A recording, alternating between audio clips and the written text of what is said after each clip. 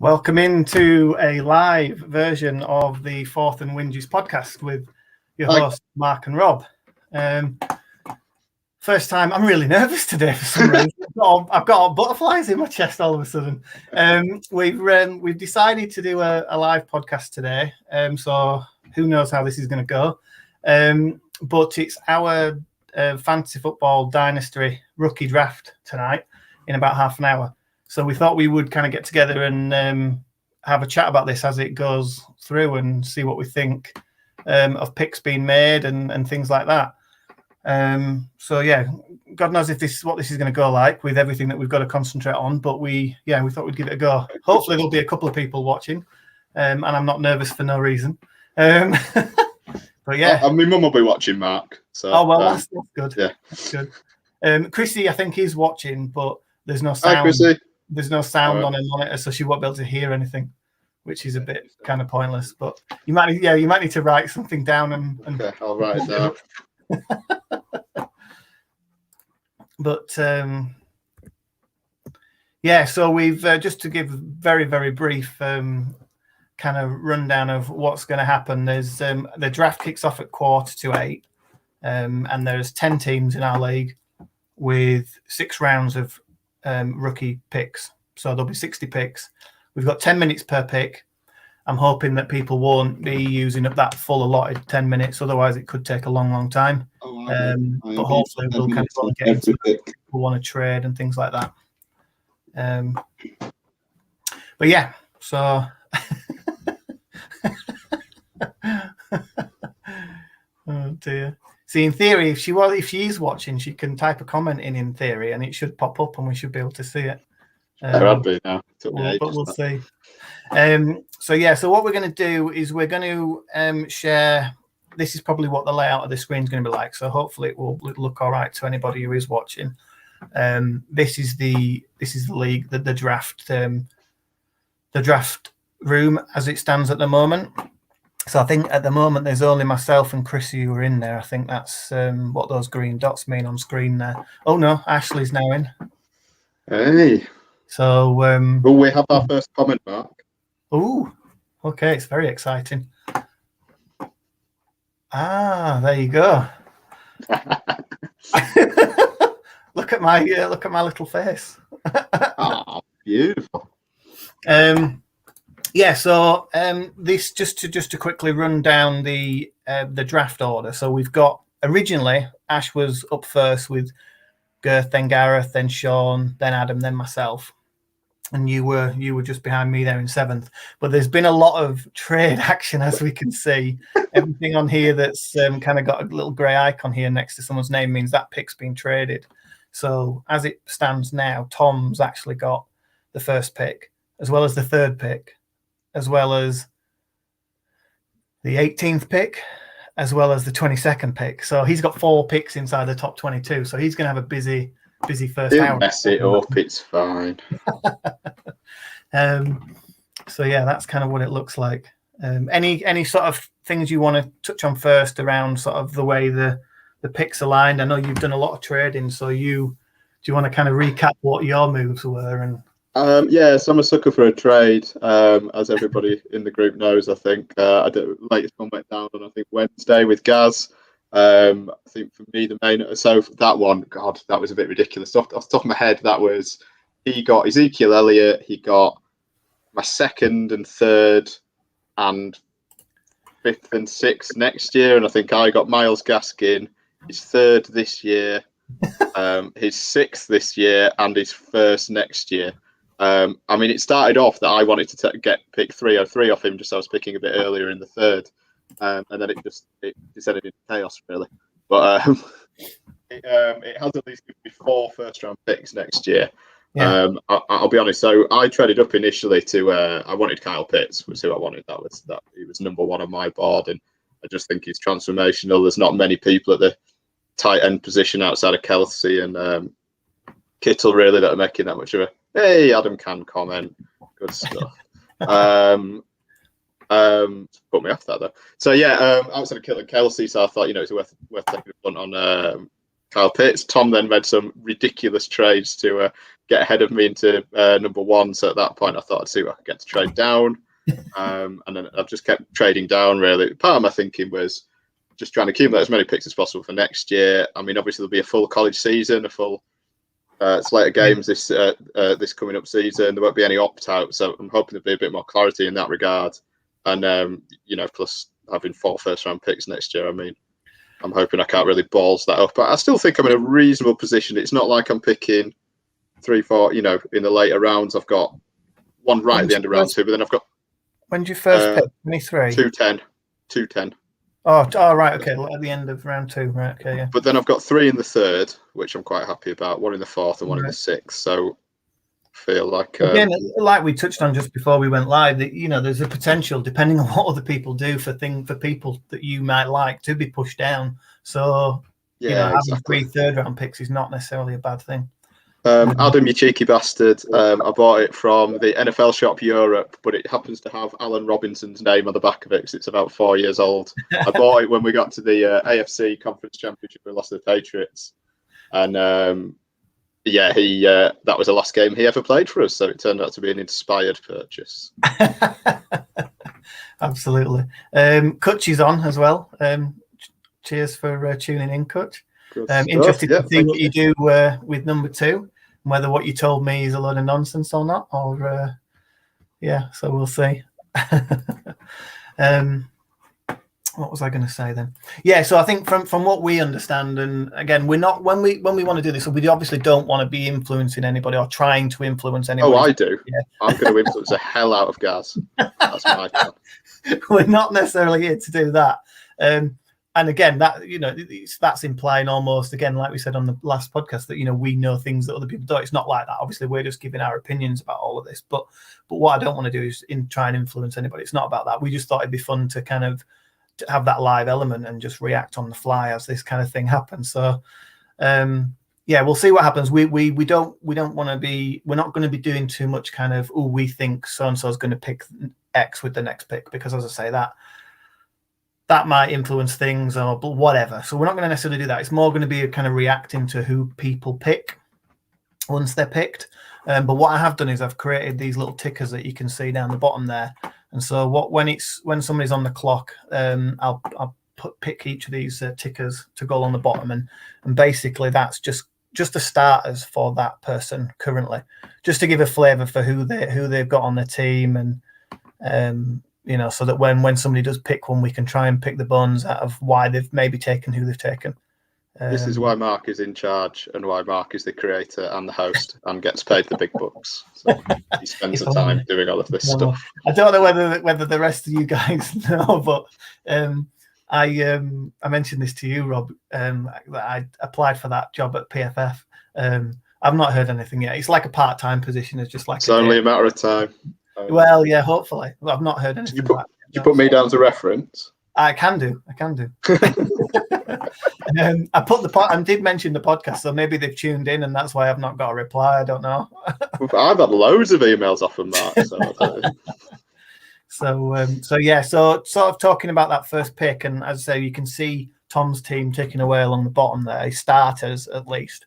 And like you said, I think Pitts is highly regarded, I think, in our league, and rightly so from a fantasy point of view, because, like you said, there's only 2 or 3 really top end tight ends in fantasy, and so if Pitts can come in and be anywhere near that, he'll be an absolute kind of steal, really. So we believe he's going to go very early, and we think that's why there was a lot of trading done, really, don't we, to try and get up there. That's why you were certainly trying to get up there. So certainly between Tom and I, yeah. Yeah. So we're expecting him to go very, very high, and then it's going to be really interesting to see what people do. We've all probably got our boards, and we've all probably given a thought to who we think we might get with our first pick. I certainly have, and if I don't get the first couple on my board, I'll be quite miffed, to be honest. But we'll see how that turns out. Because I can sit back and relax at this point. I'm quite happy I'm not involved till not involved for right at the end of the second. I guess I could trade up, which who knows. Yeah, and that's the we will interesting thing see. for me is because I don't normally use Sleeper. This is the first league where I've used the Sleeper app. So I'm normally on NFL.com, and this is a lot more. This seems a lot better in a lot It's of ways. very good, isn't it? I do really Yeah, like it's it. very good.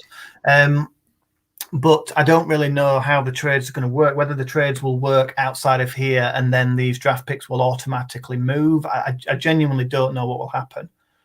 So if anybody does want to make a trade and they think for some reason it's not working how they expected, or we need to pause the draft or anything like that, then obviously shout.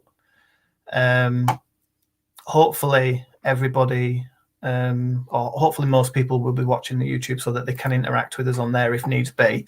But I have got an eye on the WhatsApp group as well, just in case. We don't care about the people on the WhatsApp group. If they can't be bothered watching the live stream, they don't deserve anything, Mark. We're putting out all this amazing content, and they All can't this even be amazing bothered in content. case. It's absolutely outrageous. I didn't click on the YouTube channel myself because I don't know what it will do in terms of the sound and everything else. But because I'm interested to know how many people there are watching. But Let me see if I can do it on my phone. You filibuster. Just hold the fort. Yeah. So obviously, like I said, Tom's picking number 1, and then we've got Kutch, who's traded up. He was picking at the end of round. He was picking 10 and 11. So it's a snake draft. He was picking 10 and 11. We have 4 people, Ooh. all of whom have commented. 3 have commented. We have a voyeur that's just perving on us. I wonder who that might be. So Kutch was at number 2. Was that number 10 and 11, and he's traded up to number 2. He traded with me. Yeah. So that was you kind of thinking that you weren't going to get your guy at 2, so traded back out. It was funny because I did want to trade back, but equally I wasn't sure what I wanted to trade back for. And then it was just a case of waiting for some offers and everything. Kutch sent me through an offer. Clearly, he's got his eye on somebody. So I always think, good on you. If there's somebody you really want, and there's somebody, this goes for fantasy, this goes for real life. Yeah. If you have a player that you want, trade up, take them. I don't, if people think it's stupid, it doesn't matter. Who cares? No. As long as you're happy and that's what you think, then you've absolutely got to do it. So I know. Yeah.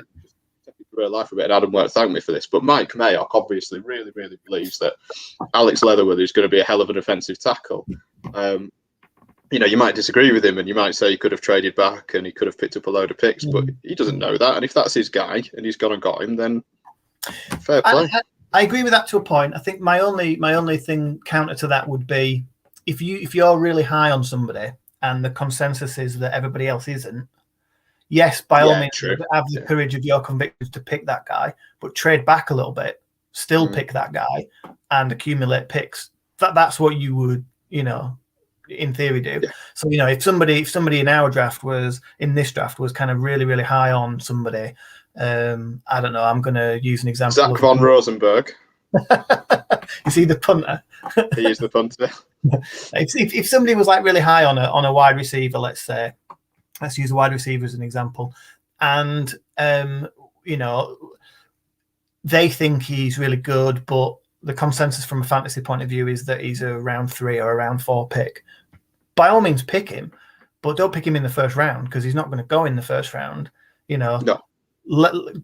Pick somebody else and come back and get him in the second or the third to make sure you get him. Fair enough. But, that's kind of how I said. And again, that works in the real world. That works in fantasy land. You've got to have alternatives if people do take the people you want. So you're not making any stupid decisions or whatever. But yeah, it'll certainly be interesting to see how this goes because I think it's very different to the regular draft that we did because we all know those players and we all know to a point what they deliver. Yes, sometimes they've moved. Some of them will have moved teams, so there's a little bit of that unknown. but the majority of players that have already been picked in the other one is, we know about them. Whereas this is very different. We know about the players in college, but just because they were good in college does not mean they're going to be good in the NFL. Therefore, it doesn't mean they're going to be good from a fantasy point of view. So it's really going to be interesting to see who people value, and also that other kind of elephant in the room around when do people start taking defensive players and how do they fit into this whole mix. Yeah, that's a good shout, because I'm still grappling with that, really. I think for me, I've got a certain number of players that I'd be happy to take at certain points. I think once that list's kind of exhausted, I've got some offensive players that I will take later on if there's nobody else available. But I think there's definitely a cut-off point for me. I'm not going to say when it is or anything, but I've marked it out on my list, and I've kind of tried to sort of slot those defensive players. I think Gaz, now he's commented that he's listening, made a good point in the group earlier, actually. If you're drafting rounds 3, 4, 5, 6, you might miss out on some of the top tier offensive players, but unless somebody really, really wants a defensive player, you should have your pick of quite a lot of the defensive players. So I thought that was a really good point, Gaz. Well done. Absolutely, and that's it, isn't it? We had that same thing with the regular draft, and we're going to definitely have it here. Is that I'd be very surprised if some of the defensive players come off early, and again, not because I don't like them or whatever, but fantasy football for defensive players is very hit and miss outside of a few people, and therefore, they tend to get pushed down the board. So it'll be interesting to see. Hopefully we're going to be doing this for a number of years. How that changes, and if we see more trades involving defensive players, if we see defensive players going higher, as we sort of figure out where their value is and where they sit. Yeah. Oh, it was Girth that made the comment. Sorry, Girth. You were right. Gaz, you're an idiot. Apparently, we've only got 3 viewers now, so somebody's had enough already and gone. I don't know who that is, but I'm just on in other subjects.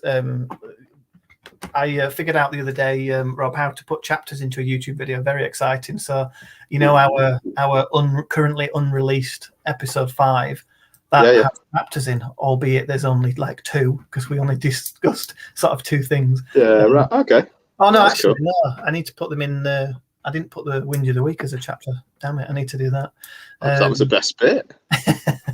No, don't say that, because then people just skip to the end. Well, that's the thing. Is that hopefully it will help, because if people, again, sometimes people don't want to listen for the full hour or whatever, do they? So sometimes if you chapter it up and there's a specific thing that they do want to listen to, they can jump to that, and maybe that will hold people a little bit longer. I guess, I don't know, but figured out how to do that the other day, which was cool. Excellent. How are we looking for time wise? What time are we on? 7 minutes. Exciting times. People always leave it late, don't they? I can only see. I don't think I'm in, to be honest. 3 people, 4. Oh, you've just got in there 4, 5. There's only 5 people in the actual draft room. Fair few people who aren't, including Tom, who's picking number 1. So. Oh, Ash has just dropped out of the draft room, I think. I wonder if people are having that whole problem of if I need to watch this and pick and all sorts. And I don't really know what I'm doing. Can I be in the draft room twice? Can I be on my phone and on the app? Yeah, you can. Yeah, you can. I'm in it twice because I'm sharing this screen on my laptop, and then I've got it open on the tablet as well. So yeah, you can be. Right, okay. So yeah. So as I say, I'm really, really interested to see what Tom does with his first couple of picks, because there could be some real impact players there. But obviously, he must have given away some. I don't remember all the deals of all the trades, but to get where he's got from number 8 up to 1 and 3, he must have traded away, some. He traded away Josh Allen to get up to 1. I remember that. I can't remember the other ones that he did, if I'm honest.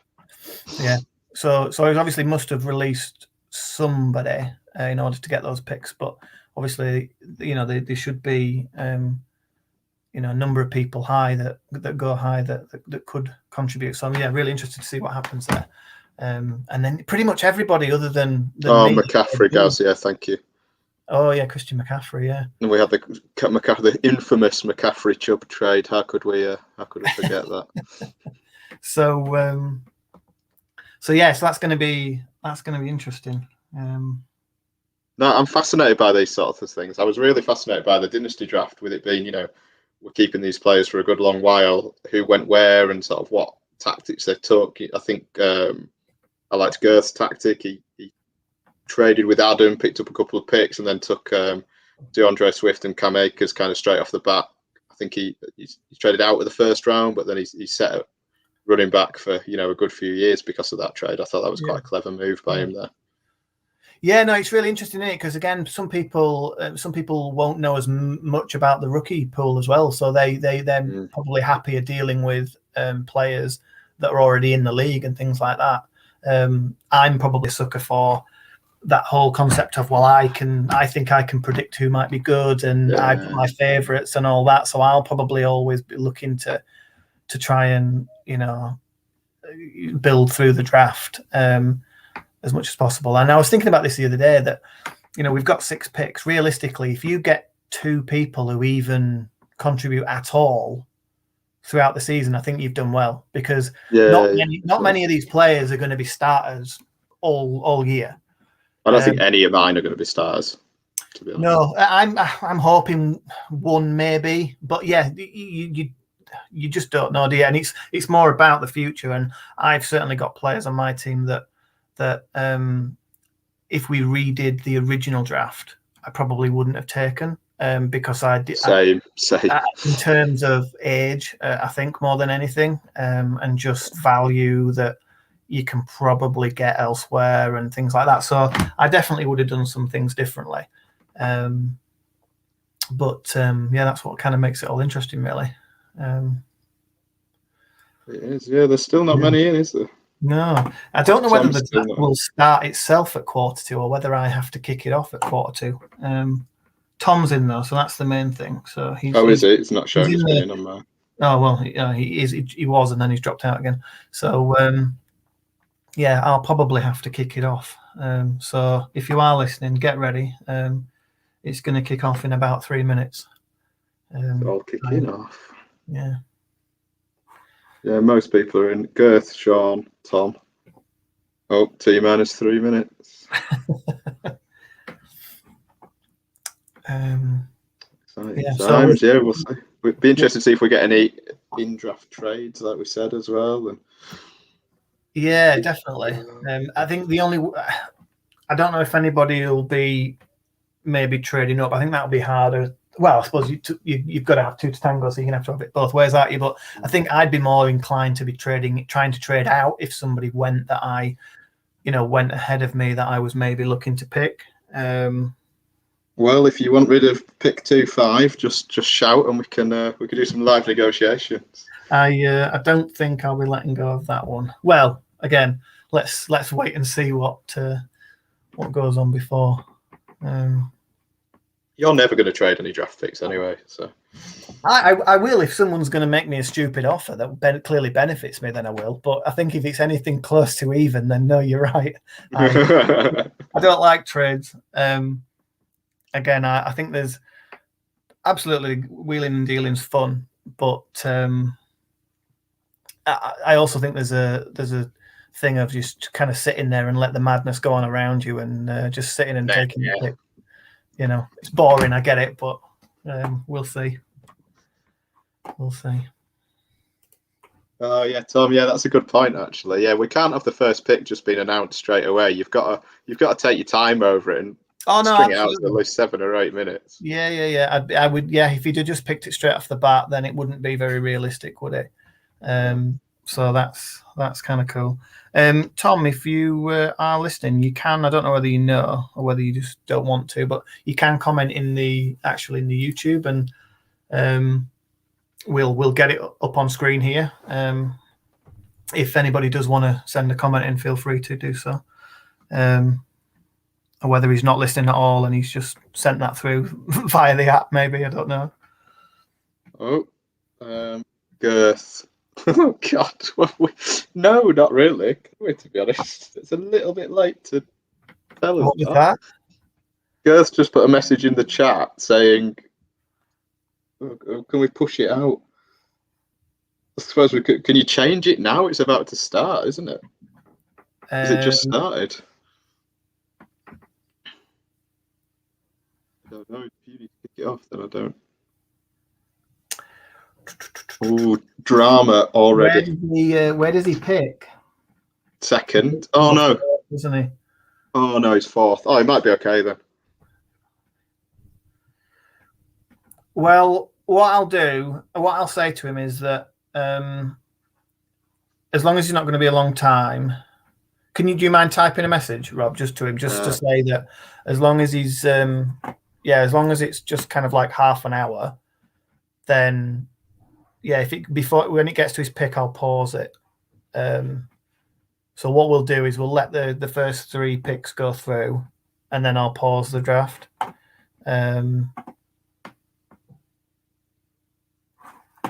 If he's only going to be half an hour, because I suppose that's not too late. But if it's after that, then we're struggling really. Everybody else is here. I know he won't have done it on purpose. Obviously, clearly something's come up, but just said we're giving him Daz Newsome if he's not back in half an hour.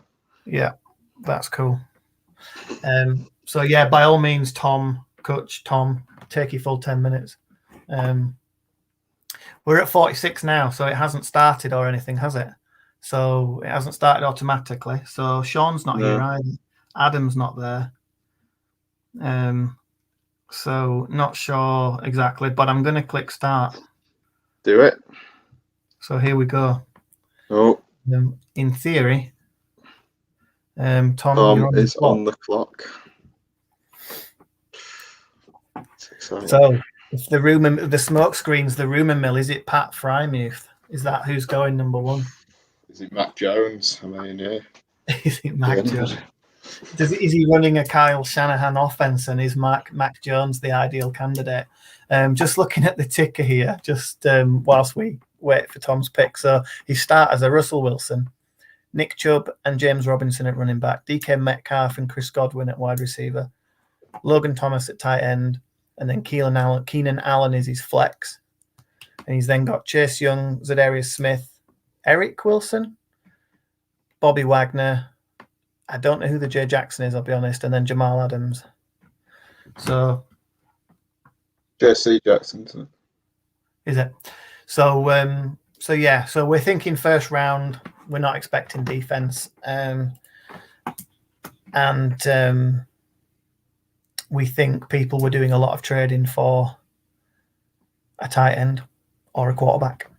That's, I think, what we were expecting for this first pick. And as I say, we're not going to do this throughout the whole night because, as I said, I don't want to be influencing people. But the first pick, I think we all know there was a mad rush to try and get this pick for a couple of different players. So I don't think it's too bad to be talking about this first pick.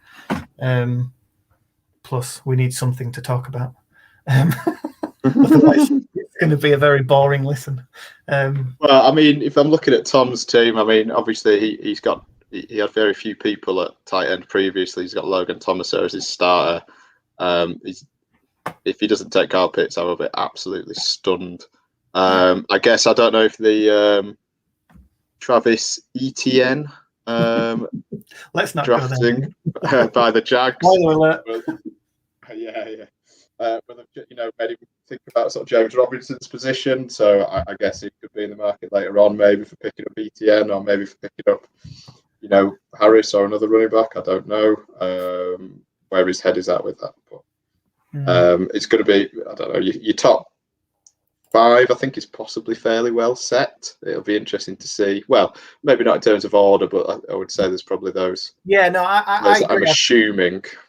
I think there's 6 or 7 people who I'm expecting to go early. Yeah. And I think, but you make a good point there though, which I think we can talk about briefly. So when you talk about sort of what they have it as calling handcuffing, I think in fantasy, where, like you say, if you've got James Robinson and the Jags running back, and if anything were to happen to him, get injured, then the backup will obviously come in. So they talk about handcuffing, where you get the backup for the same team in the NFL. And the pick is in. The pick is in. It is Kyle Pitts. We are 1 for 1. Coach, if you're listening, feel free to take some time to deliberate over this pick until. So hopefully Girth can get back. Don't feel the pressure to take somebody straight away. hopefully your dreams are not quashed by Pitts being taken number 1. With all the trading that you had to do to get up to 2. But yeah, so sorry, just to go back to what we're saying, handcuffing. So I think it can be a really good idea, particularly if you've got like a really deep roster and you can kind of have a couple of instances like that. So yeah, if your starting running back did go down, then if you've got the handcuff play, they're going to start.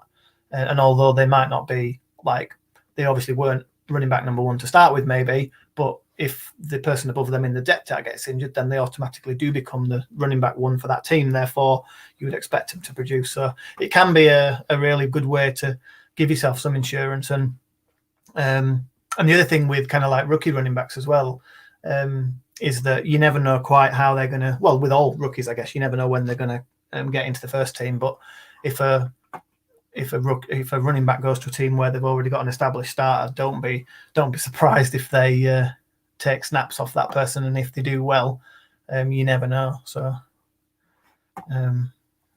yeah. So we've got Kyle Pitts, tight end, Atlanta. Just put that in my spreadsheet. Excellent. Oh yeah, I should start ticking things off, shouldn't I? Just to make sure I don't look silly when it's my go. I've already ticked Kyle Pitts off. That's how confident I was. Yeah, I think we could have all of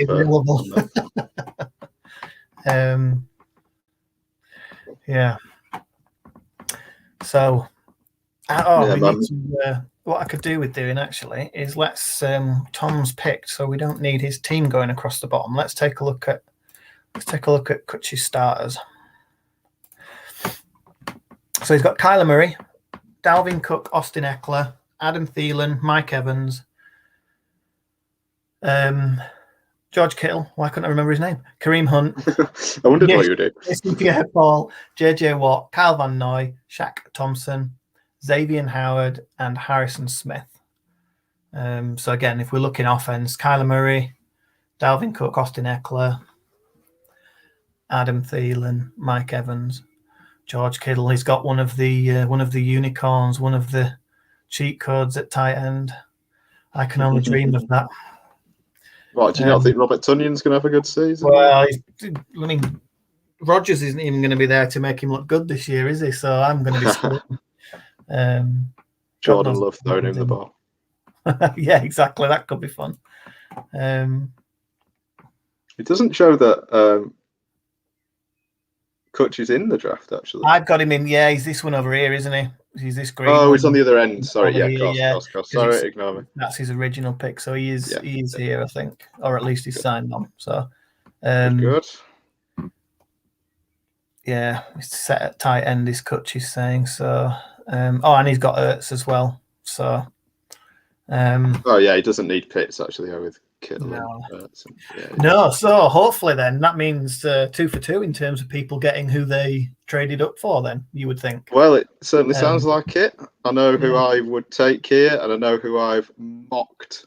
So I've gone through and mocked the first 20 picks because I know you have several thousands inside. Oh, it's in Trevor Lawrence.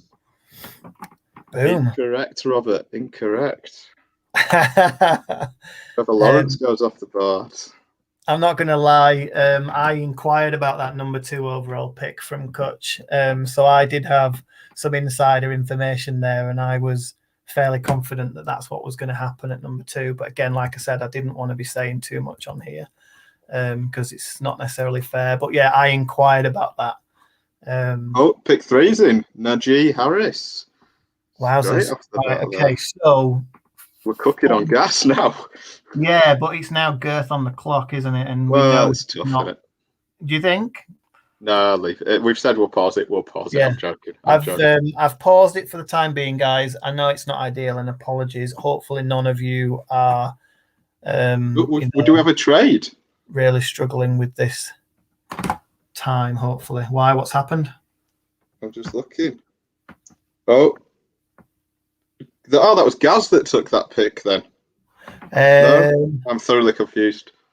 No, that should have been. Ash traded Josh Jacobs to Tom. Traded, yeah.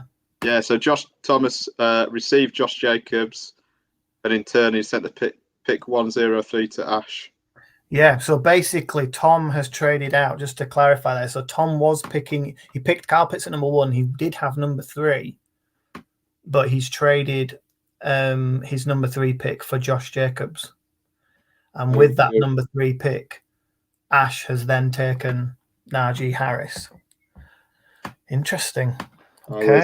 I was a bit slow there. I was tempted to trade with Tom myself, but I've missed the boat. I wasn't even looking then, to be honest, at the group. But yes, so that's interesting. So Tom obviously feels there's better value in Josh Jacobs than any of the running backs in this draft. Again, that's another one of those that thing of you know what you're going to get potentially with Josh Jacobs already. Whereas anybody coming into the league as a rookie, you know, you don't quite know. So I'm just looking at the time. So it's 4 minutes to now. What I'm going to do, I'm going to. Oh God, I feel bad now. But how long do we give before we unpause it? Can anybody shout out if they have a problem for time or anything like that? Because I don't want to piss off the rest of you trying to be right for one person. So I don't know why he can't draft on his phone, to be honest. Yeah. And again, you would think picking at number 4, you could just get your order, I guess, of your top 4 players, couldn't you? But yeah, I think it sounds like it's kind of sprung up on him, so maybe he didn't think he would need to do that or anything. But yeah. Do we want to talk about Jacobs for Harris in a bit more detail then? Yeah, no, absolutely. Feel free, fire away, Rob, if you've got any immediate thoughts.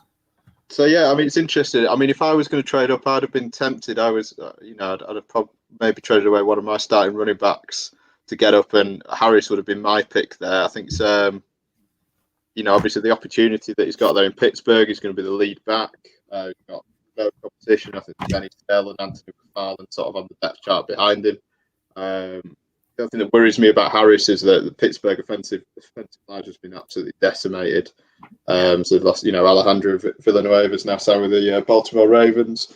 Big Ben's a statue these days, isn't he? So it'll be interesting to see how he copes with that. But I think Harris, despite having said all that, would have been the pick for me and the one I'm tempted for, just for the simple fact he's got all the opportunity in the world there. He's going to get all of the carries. There's obviously some brilliant wide receivers already in Pittsburgh, so there's going to be no stacked boxes or anything there for him to worry about. But I like it from Ash's point of view, from Tom's point of view. I'm not sure. I've never been a massive Josh Jacobs fan, to be perfectly honest, but I suppose you've got that sort of proven production over the past couple of years. Interesting one. Yeah, it's Jacobs for me. I mean, I think he's a really good running back. I think he's a talented player. I think it sounds like we're bashing the Raiders all the time, but I just don't necessarily know what you're going to get from him in that team, because one game he can look amazing because they actually give him the ball and they actually throw him the ball and all the rest of it, and then sometimes they've not looked very good at all. I think. Also, what they've done with their offensive line, they've kind of really kind of changed that, haven't they? Got like 5 new starters this year, or 4 new starters, they've got a lot. Something like that. So, although they might have been bringing in decent players, I can't remember off the top of my head. Obviously, I've not researched it as such for this bit, but I don't know who they've got. But you don't know. You can't guarantee that offensive line is going to be great. So, yeah, I don't think I would have. I think I would have preferred Harris personally. Over Jacobs. That's just my opinion. Maybe there's an element of Chiefs coming out there or something as well. I don't know. Not wanting a Raider. I'm not sure. But I think that would have been my preference as well. But I'm not gonna. Yeah. But I wonder who Tom would have taken had he stayed put then. That's it. So what does that do to Tom's starting team then? So I guess in that, let's go back to Tom. So he has Nick Chubb and James Robinson. So Adam whether just made a good comment, Mark. Actually, do you want to pull Adam's comment up? yeah, sure. He's made a good point. Kenny Drake signed there in the off season as well, so there's potential that Drake takes away some carries From Jacobs. From Josh Jacobs, yeah, potentially. I mean, I really liked it when Drake went to Arizona. Yeah, and I thought he would have made that job his own and looked really good in that offense, and it didn't really happen. So I'm not quite sure how I feel about Kenyon Drake, to be honest. But yeah, absolutely. I suppose if there's the possibility that he's going to take carries off him, then that's potentially a worry. But again, I just think Jacobs is quite a complete back, really. I think if he gets the opportunities and they feature him properly, he should be a top 10 running back for sure. Oh, absolutely. And Harris, you don't necessarily know what he's going to do in the NFL because he's never played. So there is a bit of risk there, but I think if nothing else, just because he's 3 or 4 years younger or whatever, I would have potentially gone Harris. But yeah. I think, Adam, to your other question of how are the first 3 picks going to be sort of what we thought. I mean, pick number 1, absolutely, yes. Number 2, Trevor Lawrence. We were sort of, I don't think I'm really giving away anything here. Or I don't think I'm, Girth has picked, has he? Girth has picked. Girth's back in. Cool. Okay, I'll resume the draft then.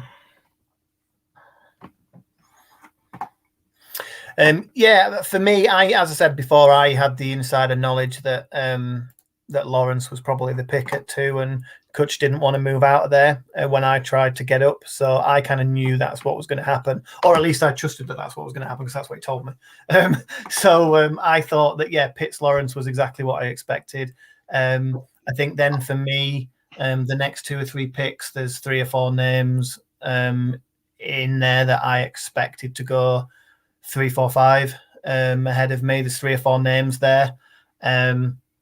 Again, I don't really want to give too much away, but there's been no shockers. I'll say that so far.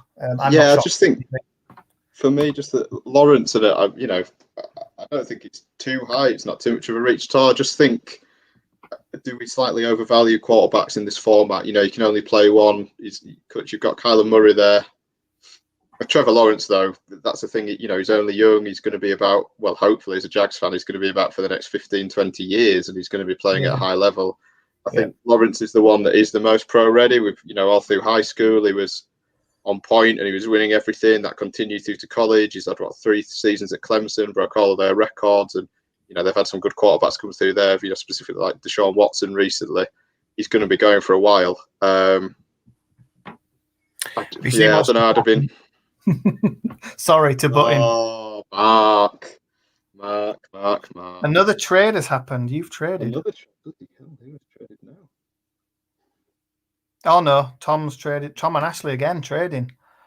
But yes. So Ash taking Javonte Williams. So Ash has picked up Najee Harris and Javonte Williams in this draft. You got a pretty good running back room there, mate.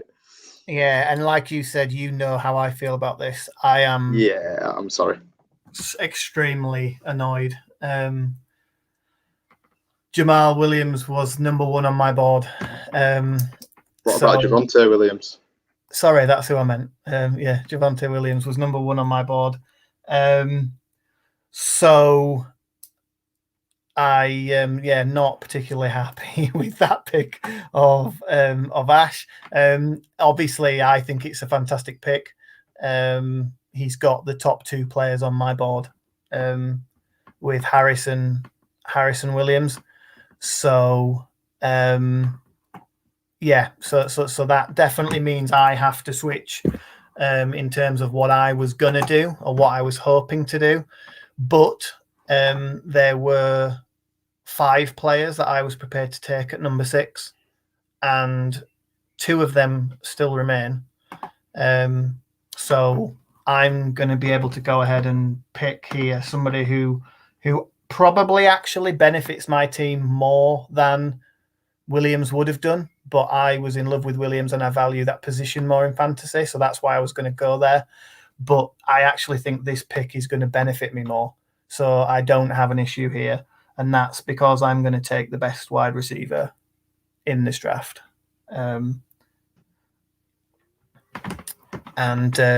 The best wide receiving prospect since Julio Jones for me. So I have no problem with that. I'm a little bit gutted because I wanted Williams very badly, but as I say, from an actual team point of view, I think Chase will benefit me more. So there. Whoa! Pick number 7. Go on. Mac Jones.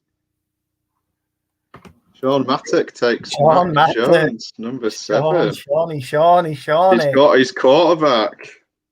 He said he was taking a quarterback that was not going to the Jets, and he's stuck by that. That's what he said to me. Wow. I'll be honest, I'm going to share here now. Mac Jones on my board was number 28. Yeah. Let me find out where he is on mine. 23 on mine. And we have Jalen Waddle going to Girth's team with pick 8 as well.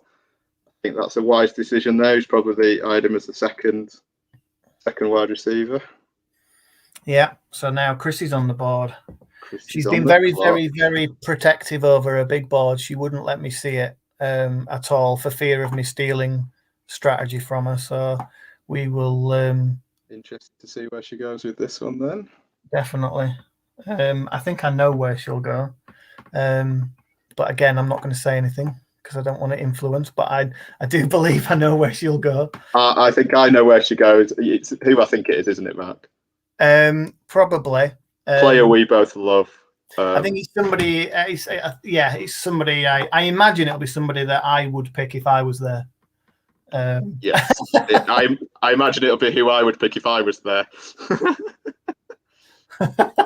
We can send each other private messages on this, actually, can't we? Yeah, we can. Yeah. I'll let you do that because I guess that's what you're going to do. Yeah, I've just sent you it. Oh, she's taken. Oh, that is not what I thought. No, and your comment isn't what I would have done there either. Oh, right, okay. Right. So no, interesting. So Chrissy's gone Devontae Smith, wide receiver. My tickers are going out the window here, right? Because I can't get to them fast enough. Yeah, this is well, and Ash has just taken Rashad Bateman. I'll be honest, Rashad Bateman was not even on my board because he's gone to Baltimore, and I just don't trust their game at all. He was number 21 on my board. So let's just try and recap a couple of picks then. So, I took Chase. He was number 4 on my board. So as I say, to get him at 6, I'm okay with that. Then we had Mac Jones. We've spoken about. Waddle was number 8 on my board, I think. So smack bang where he was taken. So good pick. And then Smith. Waddle was 7 on my board. So. Right. Smith's a little bit further down on my board purely because of the more short-term impact, because of the quarterback situation at the moment. But I truly believe that Hurts won't be there in a year anyway. And if they do rubbish this year, they'll be picking high next year. Maybe they'll get themselves a quarterback. So I think long-term, there's definite value there in Smith. I had Smith at 12 on my board. Right. He's a little bit further down on mine, but I do, again, only because I think there are more impactful players earlier doors, really, because you just can't predict what's going to happen in the future. But he's definitely got the talent. Oh, absolutely. Heisman Trophy winner. He was incredible on that Alabama team for a number of years. Yeah. So, not going to knock that pick at all. Mainly because I'm scared of Chrissy. That's it, isn't it? Yeah. All privately. Hey, this is it. We're live, guys. We can't be slating you privately, can we? Outside of the little chat that we've got. I have written 2 words in that little chat, and that is a first name and a surname. But we'll see what happens. So now, who have we got on the board now? There's no more trades happening, is there? I don't think so. I've not got a clue what's going on anymore. This has all just gone so quickly. It's gone really fast. No, yours was the last trade. So that was Mike Davis. Yeah, so you've traded. No, not me. Tom had that pick from me. Yeah, no, because it's got you as the original holder of it. I got confused. I thought I haven't just traded. So at the moment, who's on the clock now? So we've got Kutch back. Kutch is on the clock. on the clock. So, and recapping, he picked Lawrence at number 2. So, looking at his team there, he's set at tight end, isn't he? I think if I were him, I know where I would be potentially looking at in terms of his team, and I know I'm going to say the same player that I put in the chat, Mark. Oh, really? No, see, I'm on the same player who I was thinking was going to go 9. Okay, right, interesting. Yeah. Oh, right, okay. I think I might. Okay. I'm not going to guess again because I'll just be wrong again. Thanks, Chris. Yeah, we do kind of need a little bit of time, don't we? No, I like to. Yeah, that was very good of you. No, we will. We'll say. Well, no, I don't know if I can say necessarily. Unless we'll see what we can do it all at the end if needs be. We can have a bit of a recap absolutely. at the end if we can. What time is. Because again, whilst players are still on the board, I don't want to be giving. No, I don't. That's again. It sounds a bit ignorant. That I'm not ignorant. Like it does. It sounds a bit big-headed. Yeah, I know what you mean. Like we know everything, and it's not obviously it's not like that. They're just our opinions. We really don't. Yeah. But it's yeah. So we'll see. I am genuinely intrigued. It's built a suspense. This now, Kutch. This is. I really want to know now. This is. I'm really intrigued to know when, as I said, when the defenders are going to start coming off the board. Yeah, I mean, I'm just sitting watching unless I make a trade. But I mean, it's in. Was that who you thought it was? Because that was my second choice. Was that who I thought? Yeah. Nope. Oh. I'll tell you honestly. Kadarius Toney not on my board. Wow, not even on my board. Yeah, it's not on my board. I'm not a fan of him as a player, and also I think he's going. There was all this talk about the Giants needing wide receiver help and potentially picking Smith and blah blah blah. Oh, that's a great pick, Chrissy. Great pick. That's what I thought she was going to do at 9. Yeah, great pick. Number 5 on my board, Michael Carter. Yep. Where is he on mine? He's number 6 on my board. So yeah, no, great pick. Great pick. But Toney, sorry. But yeah, Toney. So he not a fan of his in terms of him just as a player. And as I said, everyone was mocking wide receivers to the Giants and stuff. And I think they've got quite a good wide receiving core. And I think I don't know what Toney brings that's maybe some of the others don't. To be perfectly honest, I don't really see that. But again, it's just my opinion. And this is what's really interesting is that, we don't really know anything and none of these players have played a down in the NFL yet. So have you seen the way the players are listed? If you go into the draft room, they're listed in a... Yeah, it's average draft position, isn't it, from what I've done so far? But I'd be wary of reading anything into that. And I'm not saying that's trying to trick people, but yeah. Yeah, I mean, it gets to a certain point and then it gets really weird. But yeah, it will do. Yeah. I just to notice that. So who's on the clock now then? Girth again. Well, we've got Girth on the clock at the moment. Is he back in? Where is he? Yeah, he's in, isn't he? So that's good. Let's take a look at his roster then, because don't think we've put this up on the ticker yet. So he's got Justin Herbert, Cam Akers, DeAndre Swift, really young, AJ Brown, CD Lamb, really young. Hayden I really Hurst, like his roster. I really Hayden like Hurst his roster. Tight end, Cortland Sutton, young, Khalil Mack, DeForest Buckner, Chandler Jones, Jay Baker. Don't know. Darnell Savage and Jeremy Chin. So yeah, it's a really young roster. I like it. And I do. I think Akers particularly I really like. AJ Brown's my favorite wide receiver in the league. Yeah. Cortland Sutton, I think if he can stay healthy and they can if he gets a decent quarterback. Yeah, I think the talent's there is huge. I think I really like this roster. I think it's a really good roster that. For this format particularly, I think it's really good. And he's obviously already picked earlier on, and he picked Etienne again. So again, there's a And that's who I mocked him. Yes, I mocked him Fields. I knew he'd take Fields. He's a Bears I'll fan. be honest with you. I think he's had a really, really good draft here so far because I was mocking him with Fields at number 4. That's who I thought he would take at 4. Just because it's Fields and the fact that he's gone to the Bears and all of that. I thought that pull would have been too much and I would have taken him at 4. So to get him and then come back with Fields in the second round, I think that's stunning. I had him taking the G Harris 4, and then Zach Wilson off the board. Who's that? Tom. Tom.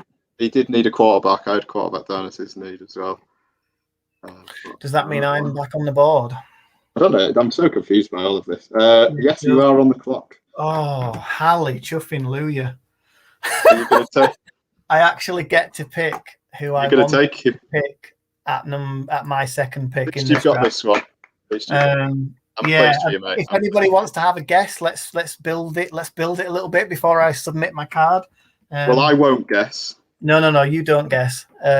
Anybody want to pick? This is a test for anybody who's been listening to our podcasts, because if you've been listening to our podcast and you don't know the answer here, it's not Zach von Rosenberg. Then if you're telling me you've listened and you don't know the answer, sorry, then you've not really been listening. That's all I'm going to say. I'll give it 10 more seconds, see if anybody wants to have a guess. But no, I've been banging on about this player for the last 3 months. You've been following the Fourth and Windew's Twitter account as well. You'd have right. Then you'll see it from all the videos I post and stuff. Absolutely love him. Yes. Do you want me to? Should I tell them? Yes, he's going to the Jets. But still, I think he's an absolute beast. To say he's on the 5. I reckon Chrissy had drafted the correct Michael Carter, actually. I just had a panic for a second. There is a good Jets did also draft a quarterback called Michael Carter. The running back, Chrissy, so you're all right. Yeah, no, she's all good. And here we go. Here's my pick. Locked in. Excellent. I'm very pleased for you there, mate. I'm very pleased for you. Yeah. And wide receiver was my glaring need, really.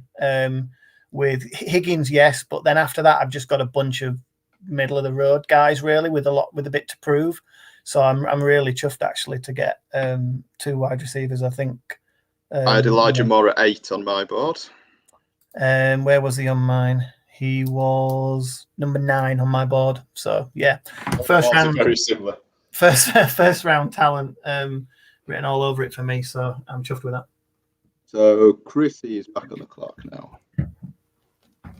Oh, I get to pick in a minute. I don't know what not to do. Oh yeah, Chrissy, she might not even remember because she traded for this, didn't she? So she might not realise this is her pick. Oh, she's picked. Oh, there we go. Baby Gronk. Baby Gronk.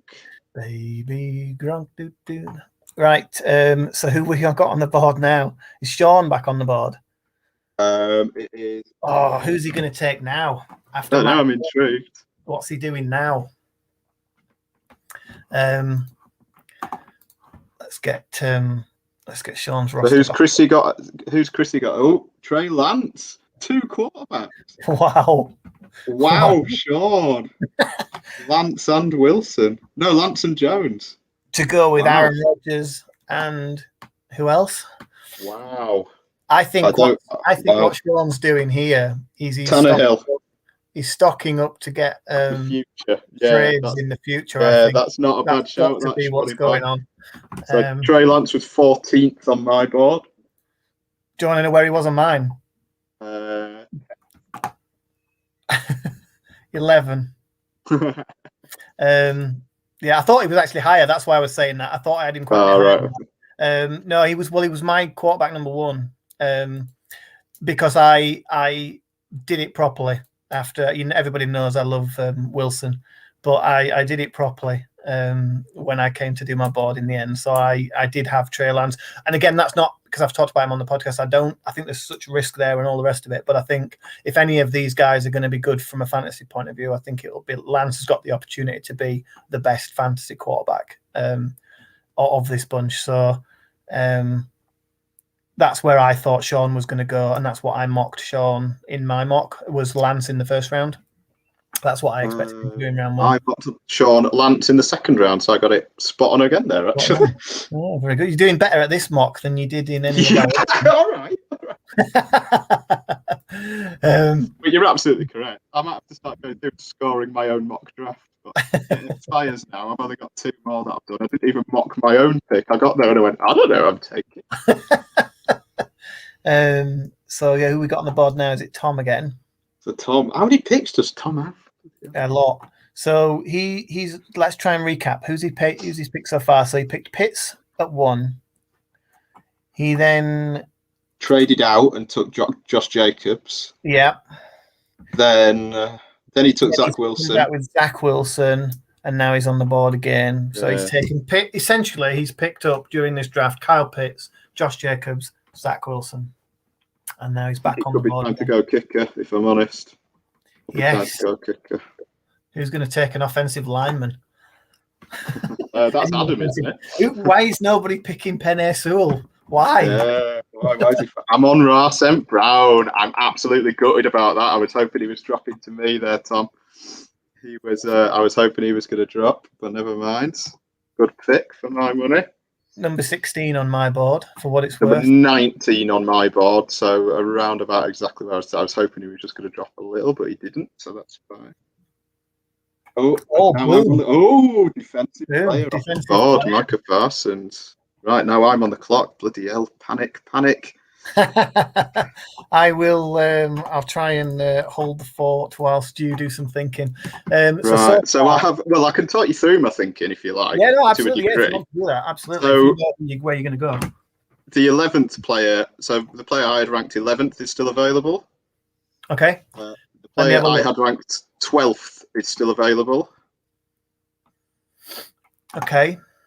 15 and 16 are also available. Okay. There's only one. I think there'll only be one of these players that you mention on my board because I think we talk about it in episode 5 that about how my board's made up and the fact that there's a lot of people that I've just kind of taken out that probably are going to go in rounds 2, 3, 4 because I'm not really interested in them at that pick. I want to get those positions earlier. So there's probably only one player on my board around this time that would work. Well, the pick is coming in if you don't want to vamp anymore. I'm not sure this is the right pick. Let me just have another think. Don't rush into it. Don't rush into it. No, let's not rush into it. I can fill whilst you pick. So yeah, Micah Parsons going. I think he's really interesting. He was the first defender on my board. I think it's a really good pick in terms of first defender off the board. Slightly earlier but only slightly earlier than I would have been prepared to go. So I think if your other players on your board are gone, and Micah Parsons is the number 1 on your board, I think it's a great pick. I think there's absolutely the chance that he starts from day 1 in Dallas. And if he plays anything like he played at Penn State in Dallas's defense, then he'll be a tackling machine, and he gets sacks. He could be a very, very high scoring player in fantasy. So I think it is a good pick. Definitely. If maybe 3 or 4 picks earlier than I probably would have took him, but yeah, I still think it's a good pick. Right, the pick is coming in.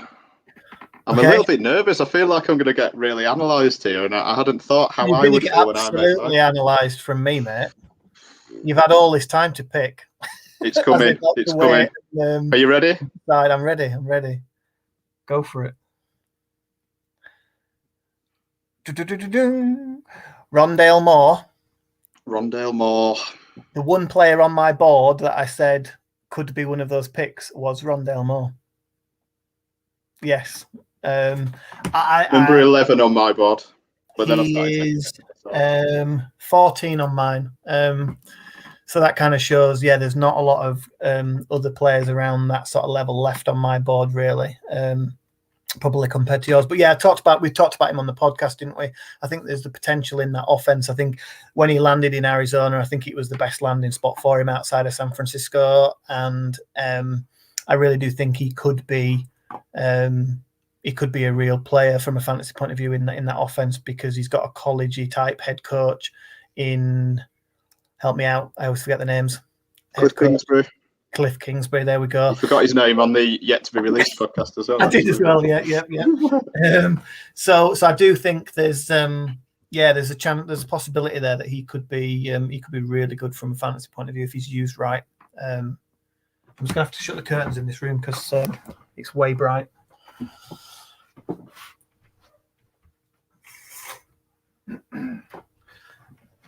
That's a little bit better. I won't get burnt. Right. So who've we got now? Oh, another pick has been made. Trey Sermon.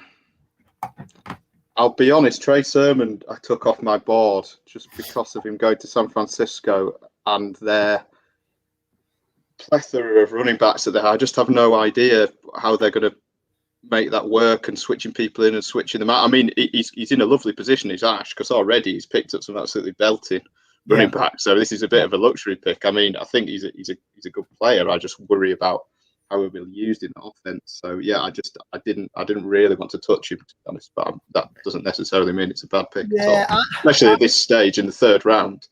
Yeah, absolutely. I think the first two rounds is, you kind of know roughly who's going to go in those rounds. I think rounds 3 and 4 for me, this is where it's just going to be kind of scattergun compared to my board, I think, because there's going to be players go here that aren't on my board at all, or that I've got way lower or whatever. I just think because rounds 3 and 4, you don't really know what you're going to be getting here. And then I think you're probably going to start seeing in rounds 4, 5, and 6 a lot more of the defensive players going, maybe. We'll see. But yeah, Sermon wasn't on my board. And again, the main reason here is I had four running backs. Four running backs that I was really, really high on and that I was prepared to take in the first couple of rounds. And after that, if I haven't got my running back early, I'm going to wait, and I'm going to wait till the later rounds, I think. So yeah, Sermon wasn't on my board. And then who've we got to Kenneth Gainwell from the Eagles. Kenneth Gainwell, yeah, another one similar to Sermon, really, for me, in that he's one of these like that second batch of running backs. And potentially is in a good landing spot in Philly. Although they did just pick up Kerryon Johnson. They have Kerryon Johnson, that's true. Boston Scott, and then Sanders as the Sanders is kind of the main guy, or should be the main guy, but Gainwell's definitely got something about him. But again, it's just out unless you kind of land a starting running back, you just don't know with running backs. That's why they're a really odd one, because that's why you have the James Robinsons of this world that don't get drafted and then come in and do what he did last year. Running back, he's a bit kind of all over the place, really. That's why I would never draft one in round 1 in the real draft, because you can get them later. So it's really interesting to see what some of these running backs do. So again, I'm back on the clock now. Oh yes. So I've got player number 13. My 13th ranked player is still on my board, who I guarantee you won't like, Mark. I'm fine with that. See, I think I know what's going to happen here because of the podcast. I think you. Yes. Okay. So let me just put that in the private chat. Because you think I'm probably going to take. I think, yeah, there's no, that's not where I was going. Okay, that's not where I'm going. It's just from what you said on the podcast. I've just sent you one there. Sorry, guys. So yeah, I thought you were. Okay. I thought you were going with that person there, but maybe it's slightly too early. I think it's probably slightly too early even for me, because I pick again at pick number 8 in this round. Right. Okay. Yeah. So I'm going to go for the player that I have. Yeah, I'm going to go for the player I have. You're going to go for my number 15th player, I bet. I'm going to go for my 13th player. Okay. Let's see what happens. I bet it's my 15th. Just check I'm clicking the right thing. Correct. Boom. Yes. My 15th player. And the next one on my board, waiting for my pick in a couple of picks. So that's not going to happen. I was tempted to. Yeah, it was. Yeah. Yeah, no, I think a great pick. Obviously, he slid a little bit in the real draft, Terrace Marshall. So, but I think outside of the fact that Darnold's his quarterback, I think he's in a good spot.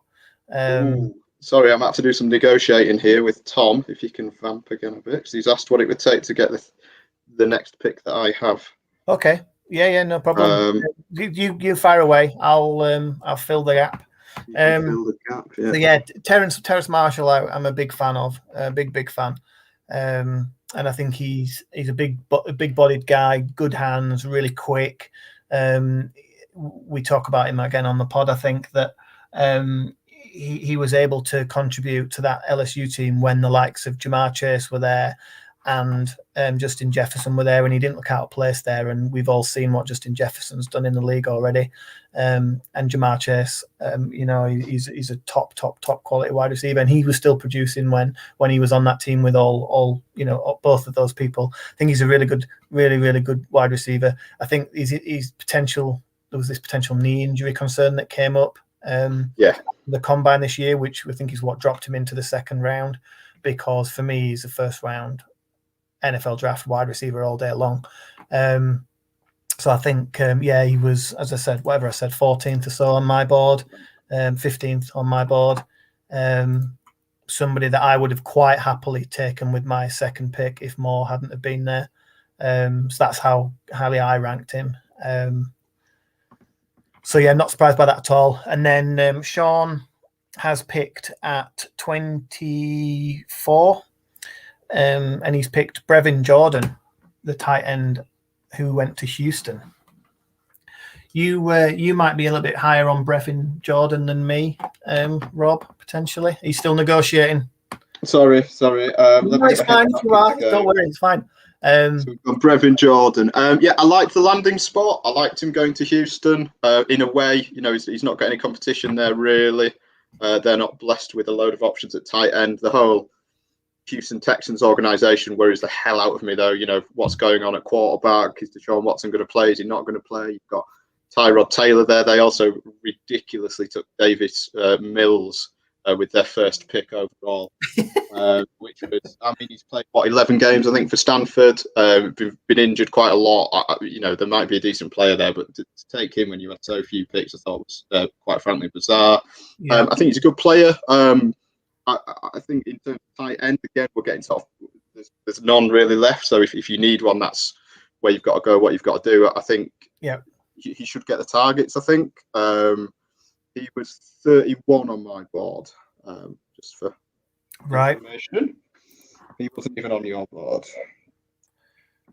Oh, my favourite edge rusher's gone. Yeah, I've just seen that. Yeah. Oh, you were certainly looking at him at some point in this. That's really mean. Good pick, that Adam. Good pick. Yeah, it's a good pick in terms of defense. I think again we talk about it on the podcast that you'll be able to hear later on, but I only have a small number of players on my board.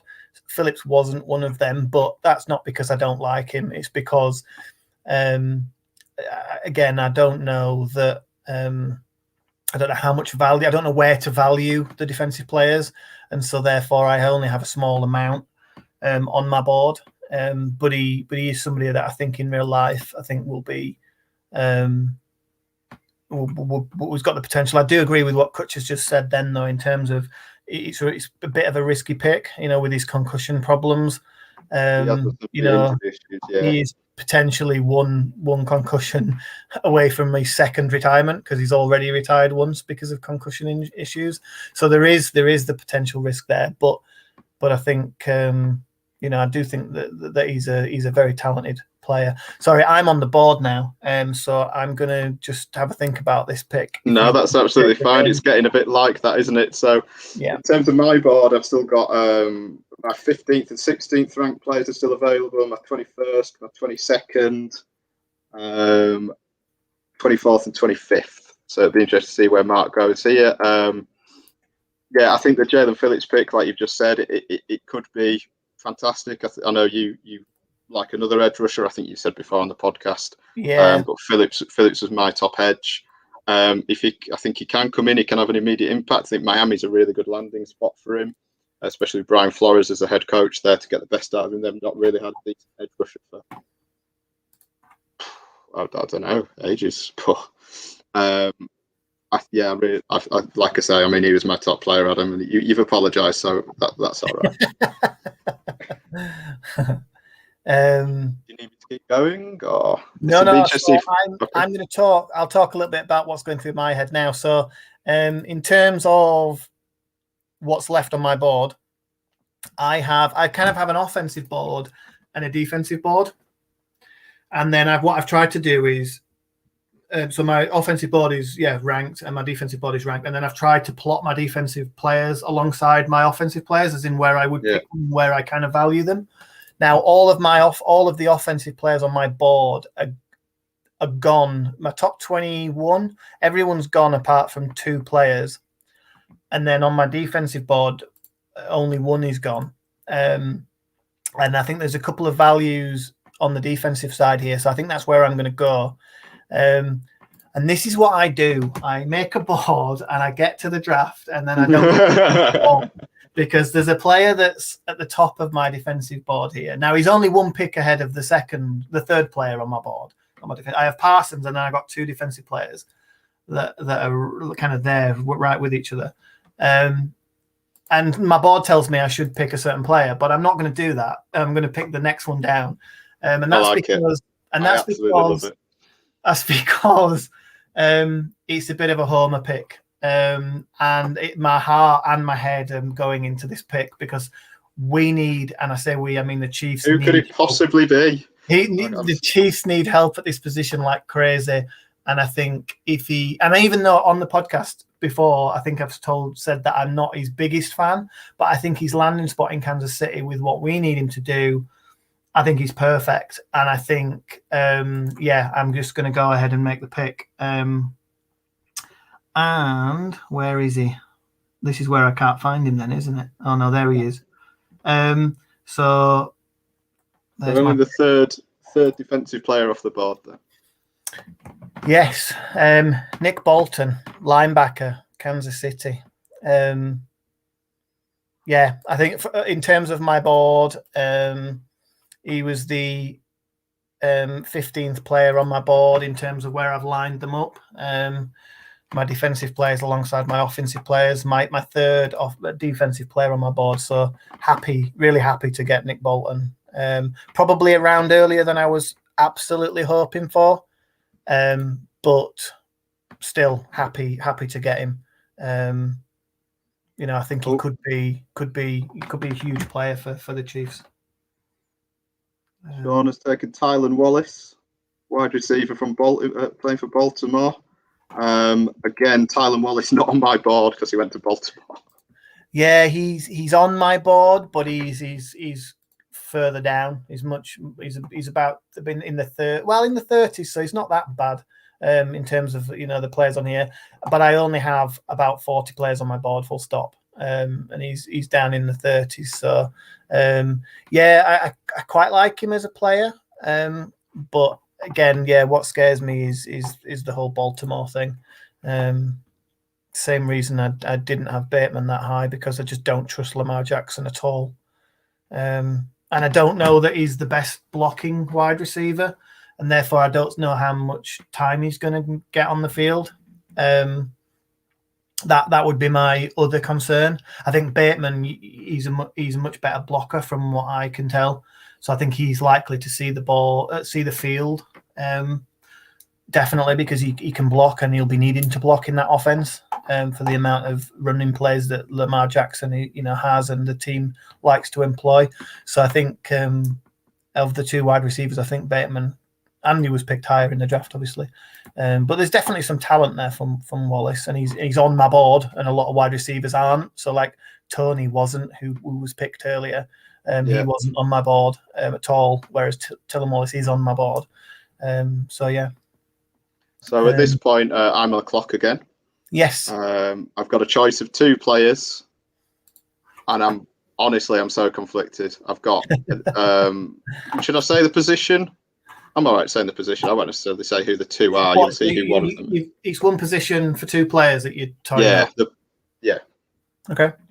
Yeah, so, you're gonna pick one of them. I'm gonna pick one of them. So I'm going to know it. So it's running back. Okay. there are two that I like here. They're not starters. They're backups at the moment, in theory. One of them, I have. So I'm going to fall into the trap that you've done here. One of them I have 15. One of them I have 16.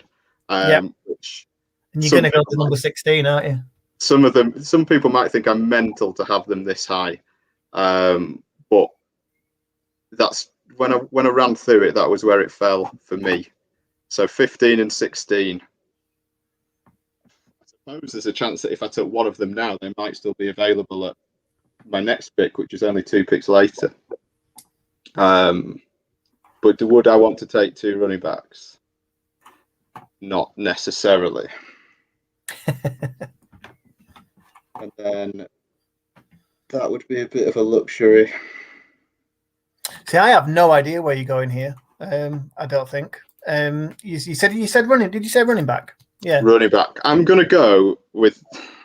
They're both in a very sim. Well, no, they're not. There's only 2 more running backs on my board. You know who they both are, and you probably know where they are on my board as well. But I've only got 2 running backs on my board left. I certainly know who one of them is. So this is so difficult.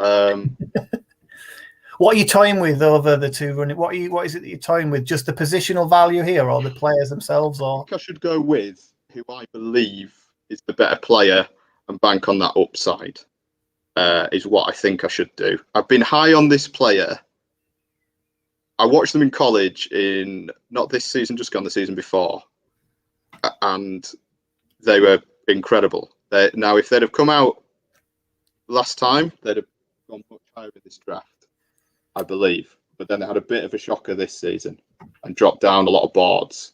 They've possibly not landed in an amazing situation, but no, they landed in the worst situation.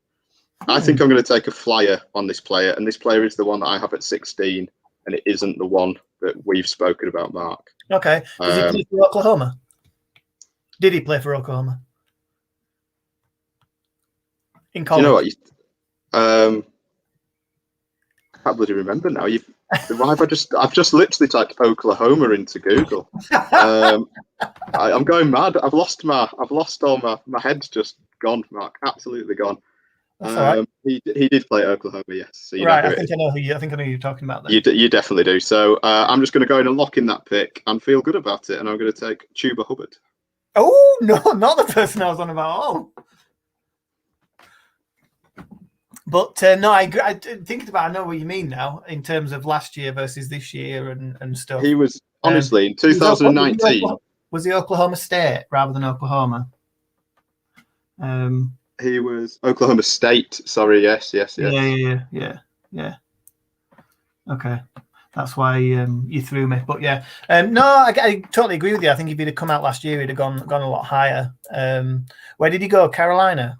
So he's behind Christian McCaffrey, obviously, but McCaffrey's had injury issues, and I think Hubbard's talent it can't be denied. Really, if you'd seen him a couple of seasons ago, he was fantastic. I think he had the highest yards per carry in the whole of college football. He was amazing. But are you laughing at Chrissy? Yeah, I'm laughing at Chrissy. Not in a bad way, so don't think I'm slagging you off, Chrissy. That's not what I mean. She obviously has her eyes and ears open at all times. That's all I'm going to say. You horror. I can't believe you horror. She's just taken Cornell Powell, Chiefs wide receiver, who may or may not be on people's boards, may not be this high on people's boards. He was my next player on my board. She's absolutely done me there. And I swear to God, we've not talked about this at all in any way. But she clearly listens to me when I talk about stuff, and I bend her ear about stuff just because I like to talk about football. And she asks me how the Chiefs draft went, and I talk about it and stuff like that. So she's obviously picked up on that. I think he's got the potential to be the Chiefs' number 2 wide receiver, number 3 sort of pass catcher on that team potentially. And we know how prolific the Chiefs offense can be. If he develops and he picks up the offense, if he's got the mind to pick up the Chiefs' offense, he could be an absolute beast. I think that's a great pick. Yeah, he was number 26 on my board. I don't know where he was on yours. Probably a lot higher.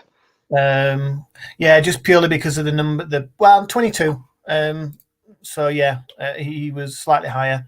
Yeah, I think it's a great pick, and I'm pissed off. That's where I was looking to go. I love it. It's adding some drama. I'm back on the clock now. Oh, this is a very, very. I mean, I could go back for my other running back.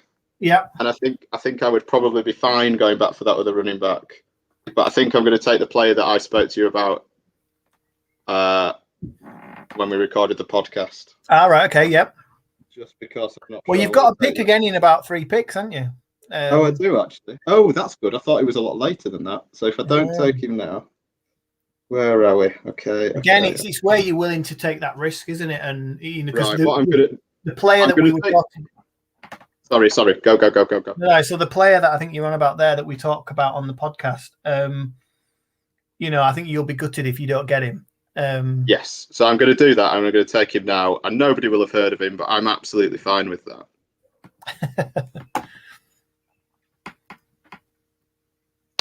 Talk us through Trey McKitty. Well, everybody's aware of his work. So basically, he was obviously he's a tight end. He initially played for Florida State, who I've got a bit of an affinity for. So I'd seen him at Florida State quite a few times. He flashed some good skill sets from what I've seen. I like the way he is. He's a pass catching tight end. He then transferred to Georgia and had a pretty decent season at Georgia. I think when I was from watching him and I watched less of him last year, to be honest. I've just gone for him because I've liked him for a while, basically. I had him down as possibly going undrafted, if I'm honest. So I was just going to pick him up after the draft. But as it was, he went in the 3rd round to the Chargers. And I actually thought it was a really good landing spot for him because, they just lost Hunter Henry. I'm not entirely sure on their depth chart, but he's got to have a chance of, carving out a bit of a role there. I think the potential is there for him, and I'd have just been so frustrated if I'd have gone for him and if I hadn't have gone for him now, somebody had taken him. I was tempted to take him in my first pick in this round just because I loved him and I wanted him. He's only 21 years old. He might turn out to never catch a pass, never do anything, in which case that's absolutely fine. I'm genuinely not bothered. End of the 3rd round, I'm very happy with that. So yeah, we'll see. I'll be honest with you, I haven't seen a lot of his tape at all. I don't even think I watched him. Right. Chris is apparently open for a trade. Well, what, as in Cornell Powell or this pick that you've got now? Because I'm not interested in this pick, but Cornell Powell potentially. Yeah, no, I haven't really watched McKitty at all, so I don't really know that much about him. But the fact that he's gone to the Chargers, Chargers. Yeah, Chargers. Chargers. I think he's a really good landing spot for him. With the quarterback situation there and everything, and like you said, the tight end situation as well. So I think it's a good, it's a good pick. Definitely the upside there. She's Michael. I've never heard of. Is he even a rookie? I don't think he's a rookie, is he? Because I think he's on here because he's got his picture on there. Because he's not played in. This is where the board's showing up, the shortened board. She's probably just been duped by the ADP here. Right. Okay.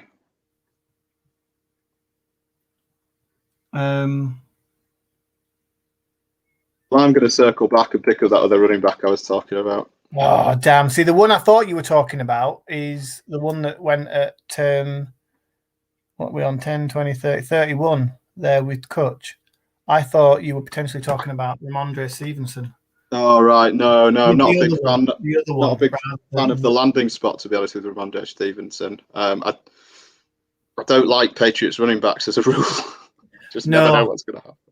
No. So I'm going to slide in and I'm going to take this player was actually undrafted, but I'm going to take him anyway. Who? Damn you. So I actually had Javian Hawkins 15 on my board, which possibly is ridiculous. He was 10th on my board. Really? Really? Yeah. Wow. Wow. Yeah. So you've stuck to your board well then? Well, no, the thing is, he's running back, isn't it? And Right, it's one of these where, again, I was hoping he was going to drop. Yeah. I was hoping he was my 4th round pick in my brain. So you've done me 2 picks early there. Sorry, I've done you a couple of times here, haven't I? I'm not back on the clock till the 6th round now, so you'll be pleased to know after all of the rest of your picks. And the problem I've got now is that I've only got, I've got 1 running back and I've got like 3 or 4 wide receivers left on my board, but I've already taken 2 wide receivers. So that's my concern now. Is I don't know. I'm not going to know what to do from a positional point of view, unless I go away from my board. Who's on the clock now? Who have we got? Is it Girth? Gaz. Oh, Gaz. What's Gaz done so far? See if I can highlight those picks. Let me see if it'll let me do that. Does that show up? No, it doesn't really show up, does it?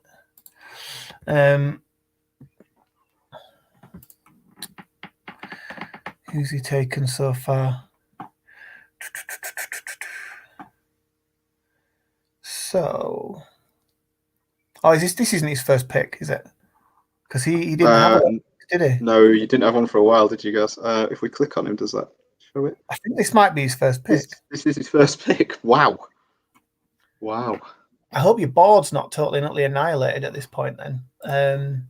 He's going to go defense. You think? Would be my guess. There's one. Well, I have 2 wide receivers on my board that are in my top 20 that are still out there. But again, I've gone heavy on wide receivers already, so I'm probably not going to go there. I've tried to stick to my board more. I know what you're saying about wide receivers, but I already have like 6 or 7 wide receivers as well. Right, yeah. I'm already wide receiver heavy. So I think. I mean, I'm quite I'm quite happy with where my draft has gone because my first pick, it was a toss-up between Rondale Moore and Terrace Marshall, and I was able to take Rondale Moore and then circle back and get Terrace Marshall. Same with my pick at, later on in the 3rd round. It was between Chuba Hubbard and Javian Hawkins. Went for Hubbard. Was able to pick up Hawkins later and plus get the tight end I wanted. So I'm quite pleased with it. I've not necessarily done any defense, which I might regret, but I just figure if I throw some darts, one of them might stick. Yeah, and I think that's what it's all about, isn't it? Because like I said before, I think if you get one starter out of a rookie draft, you've done well. If you get a couple of people who contribute throughout the season, you've done really well. I think that's what it is. It's about building for the future and whatnot. Like probably looking at who I've taken, probably one of them will definitely be going into my roster. The rest will be staying into my Chase is going into my roster. The rest will be staying in my taxi squad to start with, I think. There we go. Another defensive player. JOK's gone. That's who I would have taken. Yeah, that is who he was a top defensive player on my board. I like that as a pick. I'm on the board now, so I'm going to just do a bit of thinking here. Oh, okay. For me.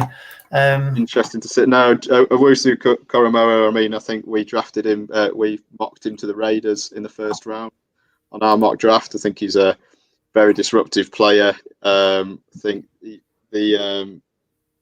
could have gone a lot higher. I think he actually ended up going in the 2nd round, didn't he? Yeah. Sorry, I'm just checking in on. So he ended up going in the 2nd round. He's off the ball linebacker. He can go away, can make some plays. He can help out in coverage and everything. I think it's a good landing spot for him in Cleveland.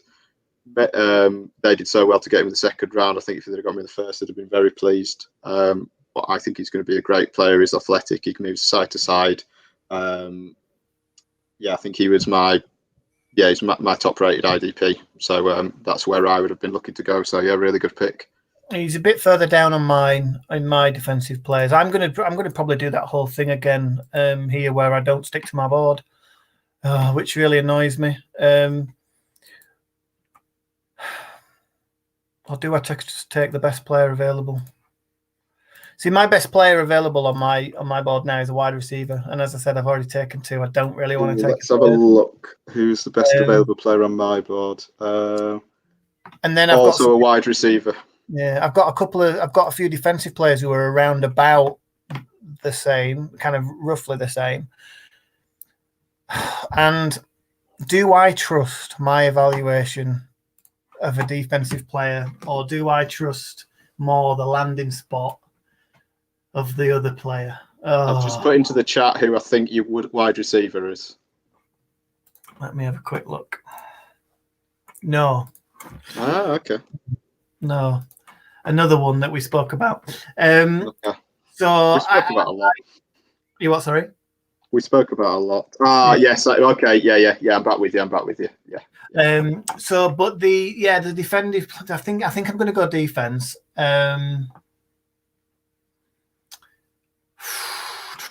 Yeah, this is kind of tough.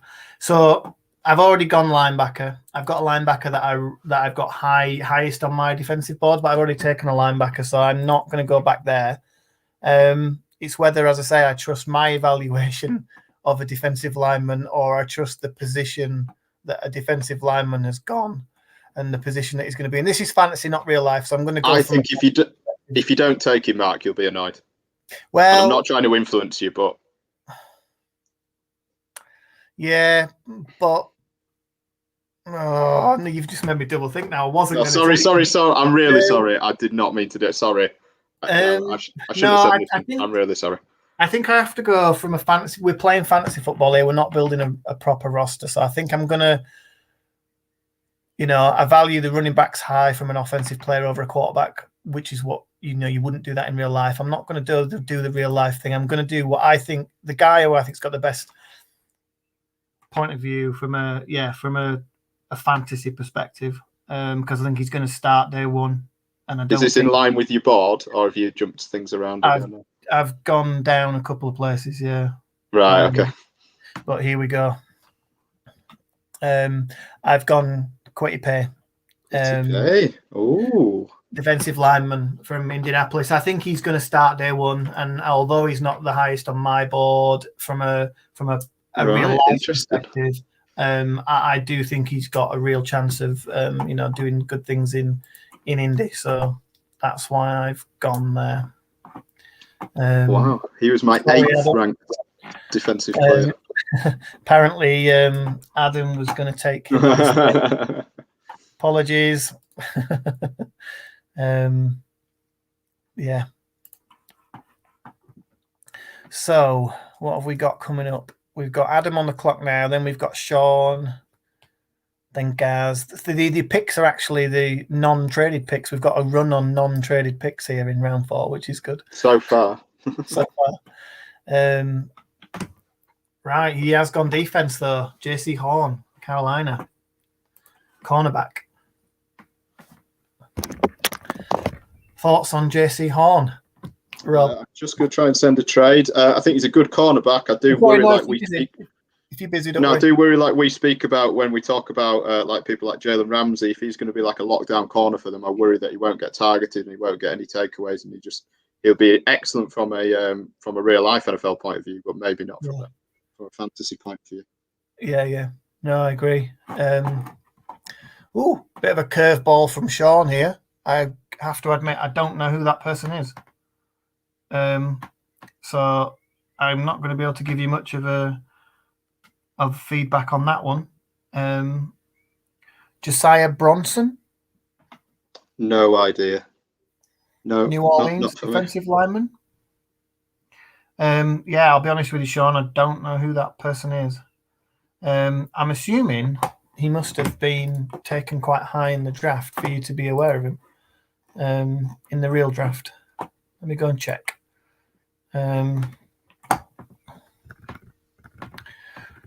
New Orleans.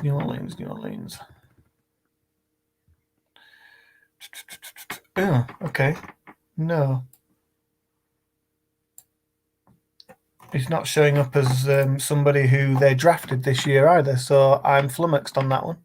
I'll be honest with you. So you're talking trades, are you? I've just sent it, so we're fine. We can keep chatting now. So yeah, Odafe Owe going, good pick, guys, I think. Yeah, he's going by the name, his actual name now, isn't he? He's been known as Jason Owe throughout college, but his first name is not actually Jason. That's his middle name. So yeah, he goes by the name Odafe Owe now, I think, doesn't he? Potential's there. He's a bit of a freak. He's in a good spot from a defensive point of view in Baltimore. I think he's a good pick. Yeah. Yeah, I think the potential is definitely there. And as I said, scheme-wise and what they do with their linemen and their linebackers and stuff, they've had some middle-of-the-road players play really well from a statistical point of view recently, Baltimore, just because of their scheme. I think it's a great pick. Oh, boom. Girth, good pick. One of my crushes in the real draft. I've withdrawn my trade offer. Sorry? That's made me withdraw my trade offer. Yeah. Oh, okay. Is that because you were after that person? That's because I was going to try and get him, yeah. Right, interesting. Yeah, no, he was one of the ones that I passed up. So he was higher on my board than Kwity Paye. But because I took Bolton, I decided not to take Zaven Collins. So I think that's a really good pick, Girth. Yeah, I think it's a fantastic pick. I think he's going to be superb. Yeah. And then we've got Gregory Rousseau, somebody who I was massively high on early in the kind of the draft process. And then I kind of slipped down a bit after his pro day, and I know you shouldn't necessarily do that too much, but he was pretty awful on his pro day, wasn't he? From his measurements point of view and his athleticism. Yeah. Again, I think he's gone to a really good spot in Buffalo. He may not start straight away. He may not contribute straight away, but he has got some talent there. I think they're talking about him potentially moving inside more than being an edge rusher as such. From what I hear, I think they might ask him to put on a bit of weight and play. That makes a lot of sense, actually. Yeah, because he's really long, and I think if he can get pressure from inside, that's actually from a real life football perspective, that's more dangerous than edge rushers getting pressure. So I think that's what they're going to try and get him to do. The fear from a fantasy football point of view would be that there's not many internal defensive players who actually score highly if your name's not Aaron Donald or Chris Jones. So that might be a bit of a worry from a fantasy point of view, but I certainly understand the pick. And then Ash is picking again, back to back at 40 and 41. You still trying to do some wheeling and dealing there? No, I think I'm out now. It would have just been Collins that I was interested in trying to get back up fourth. I'll see who falls now. There's nobody else that I really feel like trading anything away for. I don't think. Yeah, it's interesting that. I mean, again, I totally get it with Collins. I have a bit of a man crush on him. I think he's an absolute monster. Actually, there is somebody there that I know. Yeah, are you? I think we're probably talking about the same person. Yeah, we'll see. Well, you can clearly take him before I take him, which is fine. That's who I was just thinking about in my head. But yeah. Same. Yeah. I guess. Yeah. So what we're talking now? So we've gone Jacksonville linebacker that Ashley has taken. You're going to have to tell me about Mr. Moses because I don't know much about him. Is he the Alabama linebacker that they took as an undrafted free agent? Yeah, he was a UDFA. Yeah, he was at Bama. That's all I know about him. I don't know too much about him, but Bama linebackers have a history of doing fairly well. So could be. I think there was a bit of surprise that he did go undrafted. To be fair, I think we did well to pick him up, but I couldn't tell you anything about him, to be honest. No, I was expecting him to get drafted. Yeah.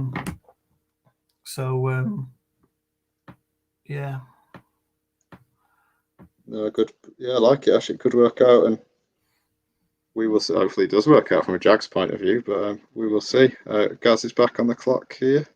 So there's still some offensive players that I have very, I think there's some impact players that you could get here that might not start straight away, but there's definitely some players that'll score some points. There's two on my board that I have in my top 20 that are still there. I have 22, 24, and 25 still on my board. So 17 and 19. 17 and 19 for me. Right, okay. Probably the same players. But... From a defensive point of view, I've still got 16, 17 on my board.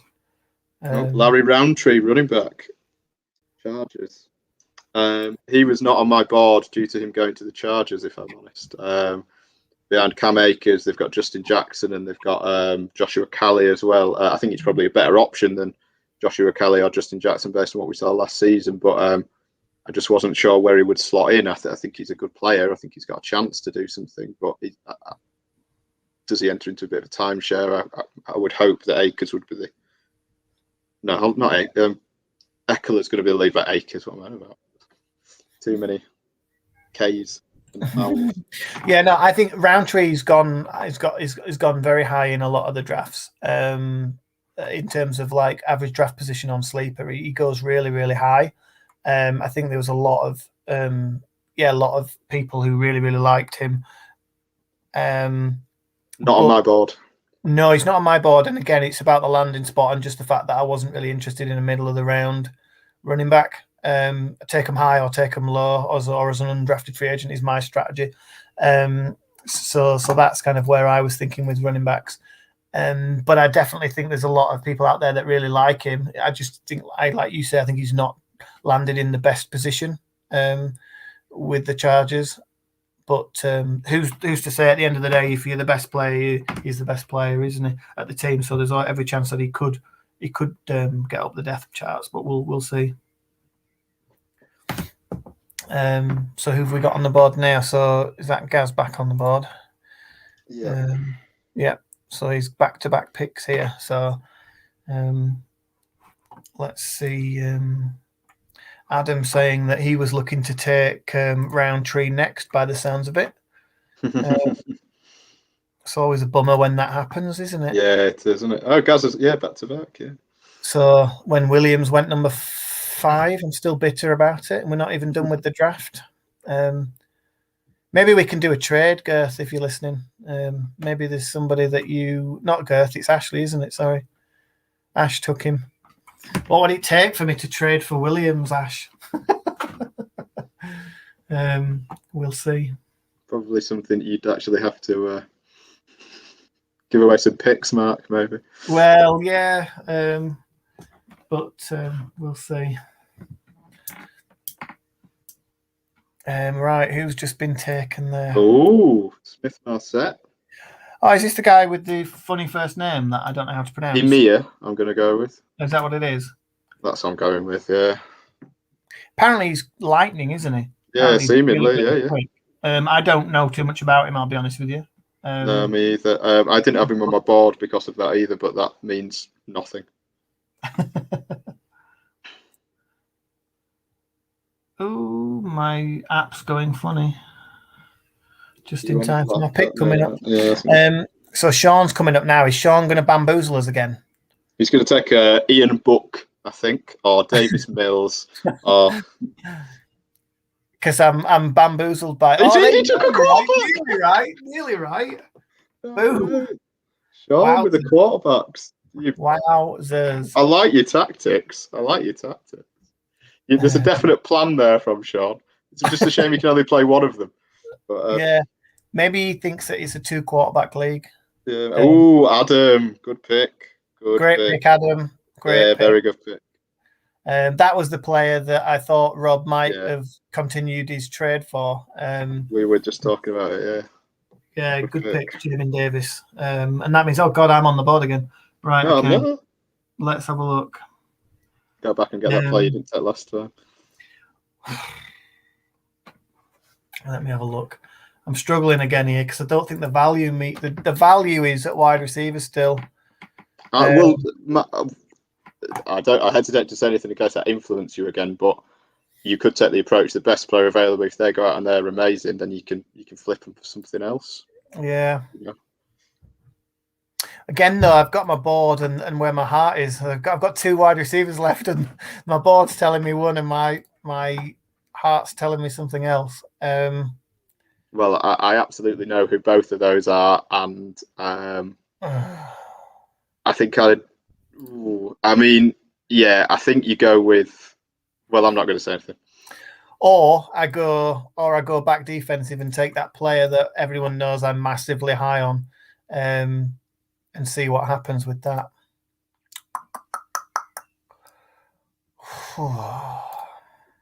Fantasy football. Who scores points? Do you know what?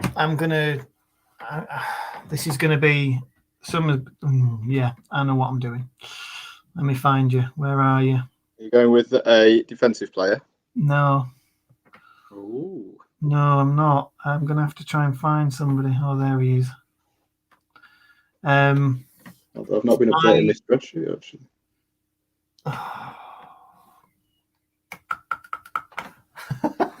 I don't know. I don't know whether I can do it. Oh, I think I might. I've got an idea. You're not potentially doing this, are you? No. Oh, right, okay. No, too early. Player. Right, Too okay. early. No, I think I'm going to stick to my board. I made the board for a reason. I'm going to stick to it. So you might well be thinking that I was going to take this player. I'm sticking to my board. And I'm going to take Josh Palmer, wide receiver, Chargers. I expect him to be the number 2 in the Chargers offense fairly soon.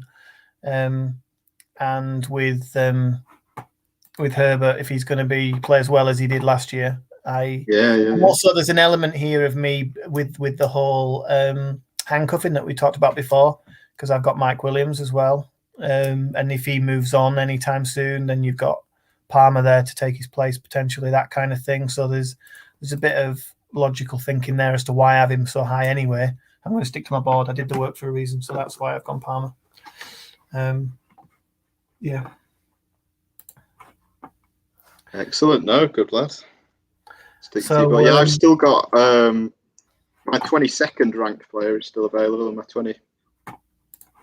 24th.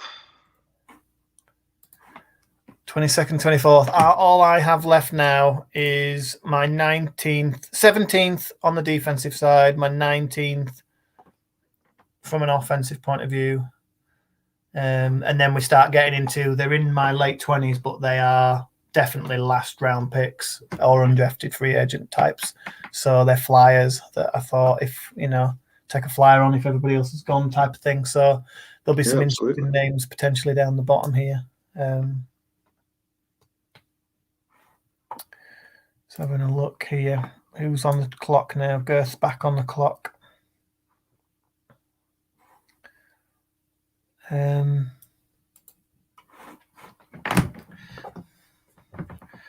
You looking to trade there? No, I'm just catching up on the group chat.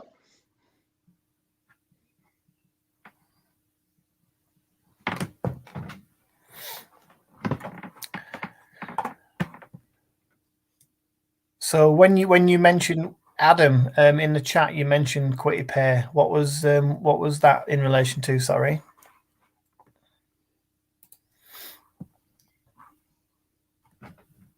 Is that the chat in the WhatsApp group? Is it?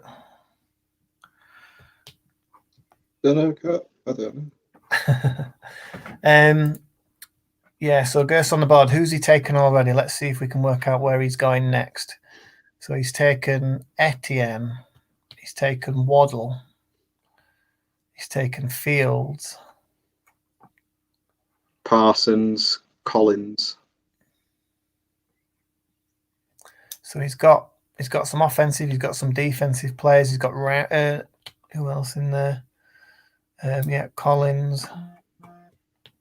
Okay. Bit of a mixture of offensive, defensive, so you can seemingly take best player available. I want to know who Tom's pick is. So Tom's been putting in the WhatsApp group about there's this player that he really, really wants who he doesn't know too much about. Pat Satan. Same concerns for me with JC Horn. I think he's just probably too good and won't get targeted again.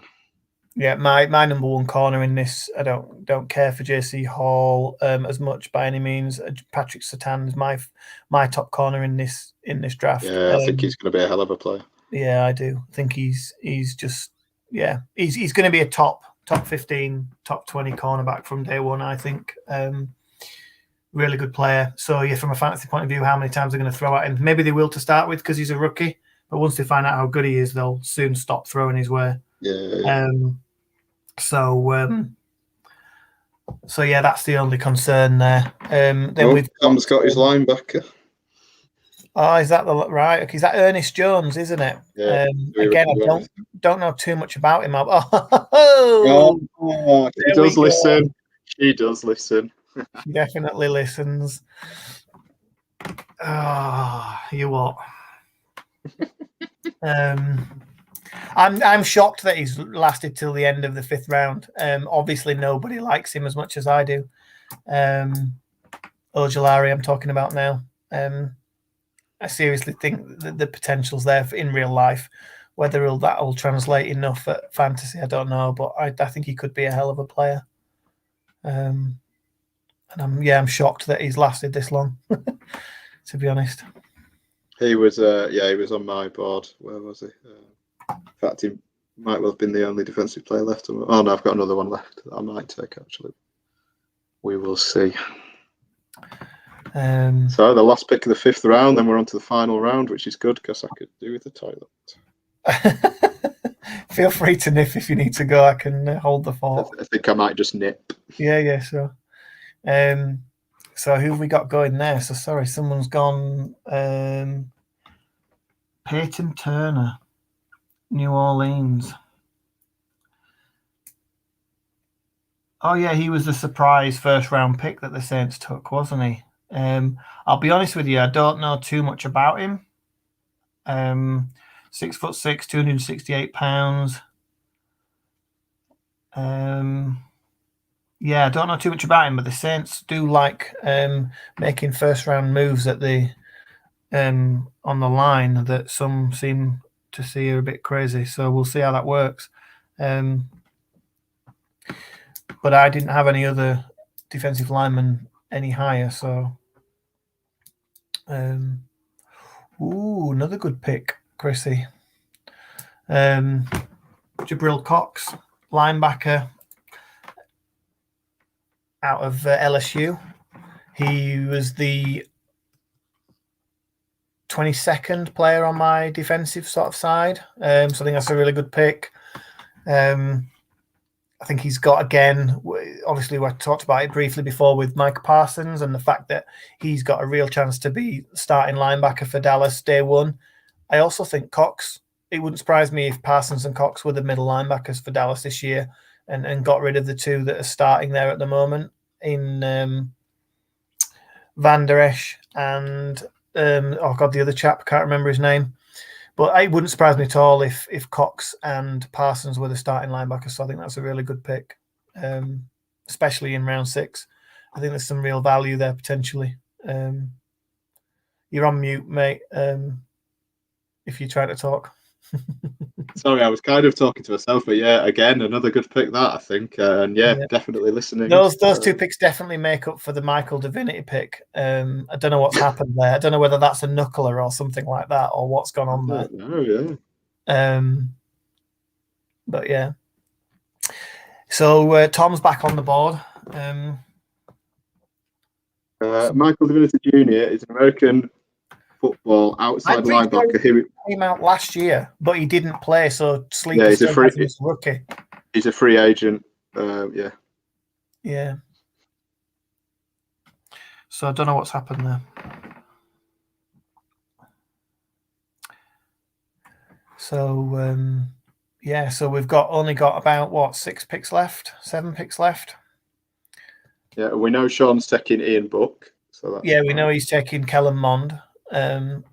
Or Jamie Newman. Or Jamie Newman or somebody like that, yeah. or somebody that I've never heard of. Yeah, maybe. Yeah, you never know. Do you? Like that Bronson guy. That's really weird. I genuinely don't know who that is. No, me either. Yeah, you're not on your own there. If we were on, what do they call it on the NFL Network's coverage of the draft? Is it called Stump the Hub or something like that, where people have got to say say a prospect's name, and if they don't have coverage of him, then they stump the truck. But they have like 800,000 people that they've got clips of just in case they get drafted, and like they do that thing on day 3 of the draft all the time, which is quite fun. That's kind of what's happened with a couple of picks here. But yeah, I'm just having a look back at my board now. I don't know what's left on your board. Joe Tryon going. Fair enough. It's just dark. Did he go? Was he 32? Number picked at 32? Did he go to the? Yeah, he went to the Bucks. Yeah. Right. Yeah. Yeah. And then who have we got on the clock now? Who's that? Adams on the clock. Adams on the clock now. And he has gone. Caleb Farley. Again, same thing. Yeah, same. For me. I think I understand the allure, the attraction there of these types of players, but I just don't know what they're going to give you in fantasy land. Cornerbacks. It's difficult. I think for me the value is in safeties rather than cornerbacks. Speaking of which, you're on the board. Speaking of which, I am on the board, and speaking of which, I'm probably going to go there. Are you taking who I think you're going to take? Possibly. Is it your little man crush that you have on somebody? I don't know actually. I'm thinking defense. Yeah, so am I. All right, okay. Yeah, possibly. But then again, there's still somebody who's number 19 on my board sitting there. And I think I'd be pretty silly not to take that value, to be honest. But if nobody else is going to take him, I might be able to get him as an undrafted. I don't know. But then we haven't got any spots for undrafted players, have we? Yeah, you'd have to release some. You'd have to drop somebody. Yeah, and I don't rate him higher than that. Oh, goodness. So I have like 6, 7. I've got 7 players left on my board, even though I only did like 37 players on my board. And 5 or 6 of them are the players that I said I would only pick in the last round or as an undrafted free agent, which is good. Apart from the wide receiver that I'm talking about, he's the one player that I would have taken way earlier if I hadn't got wide receivers earlier. So that's why I'm struggling with the value sort of concept here. But I do need help in the secondary. Yeah, I'm gonna go with my secondary option, as in the secondary, not my first option. And I'm going to take who is my top defensive back in the entire draft, and that's Andre Cisco. Shocking. In the chat if you haven't already. Of Jacksonville safety. To me, he is the Marcus Peters of the safety position, and by that I mean that he has some amazing plays, and he gets interceptions, he gets his hands on the ball, but he also lets people fly past him and gives up touchdowns left, right, and center. Now, from a fantasy point of view, if he's playing and giving up those plays, I don't care because you don't get docked points for that. But he's the advantage of what he gives you if he does get his hand on the ball is much greater than the likes of the cornerbacks that potentially don't do that because they're locking down the wide receivers, so the ball never comes. So that's my thinking there. Whether I'll be proved right or not, he is to say. But he was the number 1 defensive back on my board. So if you hadn't taken him, Mark, I would have taken him. Yeah, well, that's what I was thinking against one of these things. I know you were high on him. He's also a Jags player. And I think, again, if you're wrong about somebody and somebody else, it's like if Chrissy does really well with Ojulari now, I'm going to kick myself. And I didn't want to do that with Cisco as well. So we've had a couple of picks there. We've had Christian Barmore, Alabama defensive interior. And then Aaron Donker, he's a new one. Who's he? He's German, I think. Oh, is he one of the foreign exchange? The player pathway. Yeah. Yeah, he is. Yeah. Okay. That'll be why I don't know anything about him then, which is why I couldn't answer that question that was posed in the chat. I can't tell you any more than that. I saw a tweet where they had shown all the player pathway players, and right. Yeah, but I can't tell you anything about him. No, you're on the clock, so I'll let you take a look and see. I am on the clock, so a bit like you, Mark. I'm a bit conflicted because, I mean, I've picked up 2 wide receivers who were 11 and 13 on my board, so very happy with that. You know, I think they both could end up being good players. I only have really 2 wide receivers on my board that I would look to take now, but I don't think I need them, to be honest. So I don't think I'm going to do that. In terms of defensive players that are left, I don't think there's really any defensive players that I really want. I've got my running backs that I was happy with as well. So I've got 2 running backs at my 15th and my 16th players on my board. I got Trey McKitty, who I was very high on. So I'm kind of struggling a bit at this point. I mean, so I do have other players that are. I mean, this player isn't really on my board, to be honest. But at this point, I don't think it matters. I mean, still getting in a bit of a twist about this anyway. But yeah, I don't think it matters. I was going to go offense, but I just think where we are, you know, it's right at the end of the draft. I don't know what's going on with Deshaun Watson. So just to cover myself for the future, I'm just going to take Kellen Mond. He may never play. I don't think he's landed in a bad spot in Minnesota, potentially behind Kirk Cousins. I was kind of flatters to deceive a bit. I know he signed a new contract, but it's just a bit of a late round flyer there for me, really. Bit of a nothing pick. Yeah, no, I think again, like you say, you've got this issue with quarterback potentially causing you a problem. But yeah, my only concern with him is that I do agree to a degree that Cousins, flatters to deceive, all the rest of it, but he's still got a couple of hefty years, I think, from his salary. Absolutely. I don't know if they'll be able to drop him and get Kellen Mond on the on the pitch anytime soon, but definitely for the future, I think, there's definitely a chance there for him. He's definitely got some talent. And then we've got Puka Williams, great name, used to play for Kansas University as well. So I'm very much aware of Puka Williams. Watched him when he was at the Jayhawks. But the only decent player that they had there. And then not surprised at all that Ash has taken Mr. Eskridge, the new wide receiver in Seattle, who's thought of very highly. We talk about him a little bit on the podcast, I think. So I won't give out too many spoilers about him there. But yeah, so that concludes the draft. Gareth's not very happy about you taking Mond. He wanted him as a free agent, so he's not happy. Even better. Totally worth it.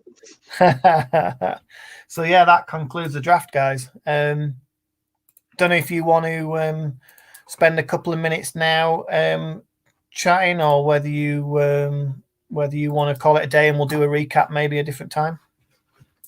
Yeah, should we do a recap a different time? I think something we can have a little bit of a chat through, can't we? Yeah, absolutely.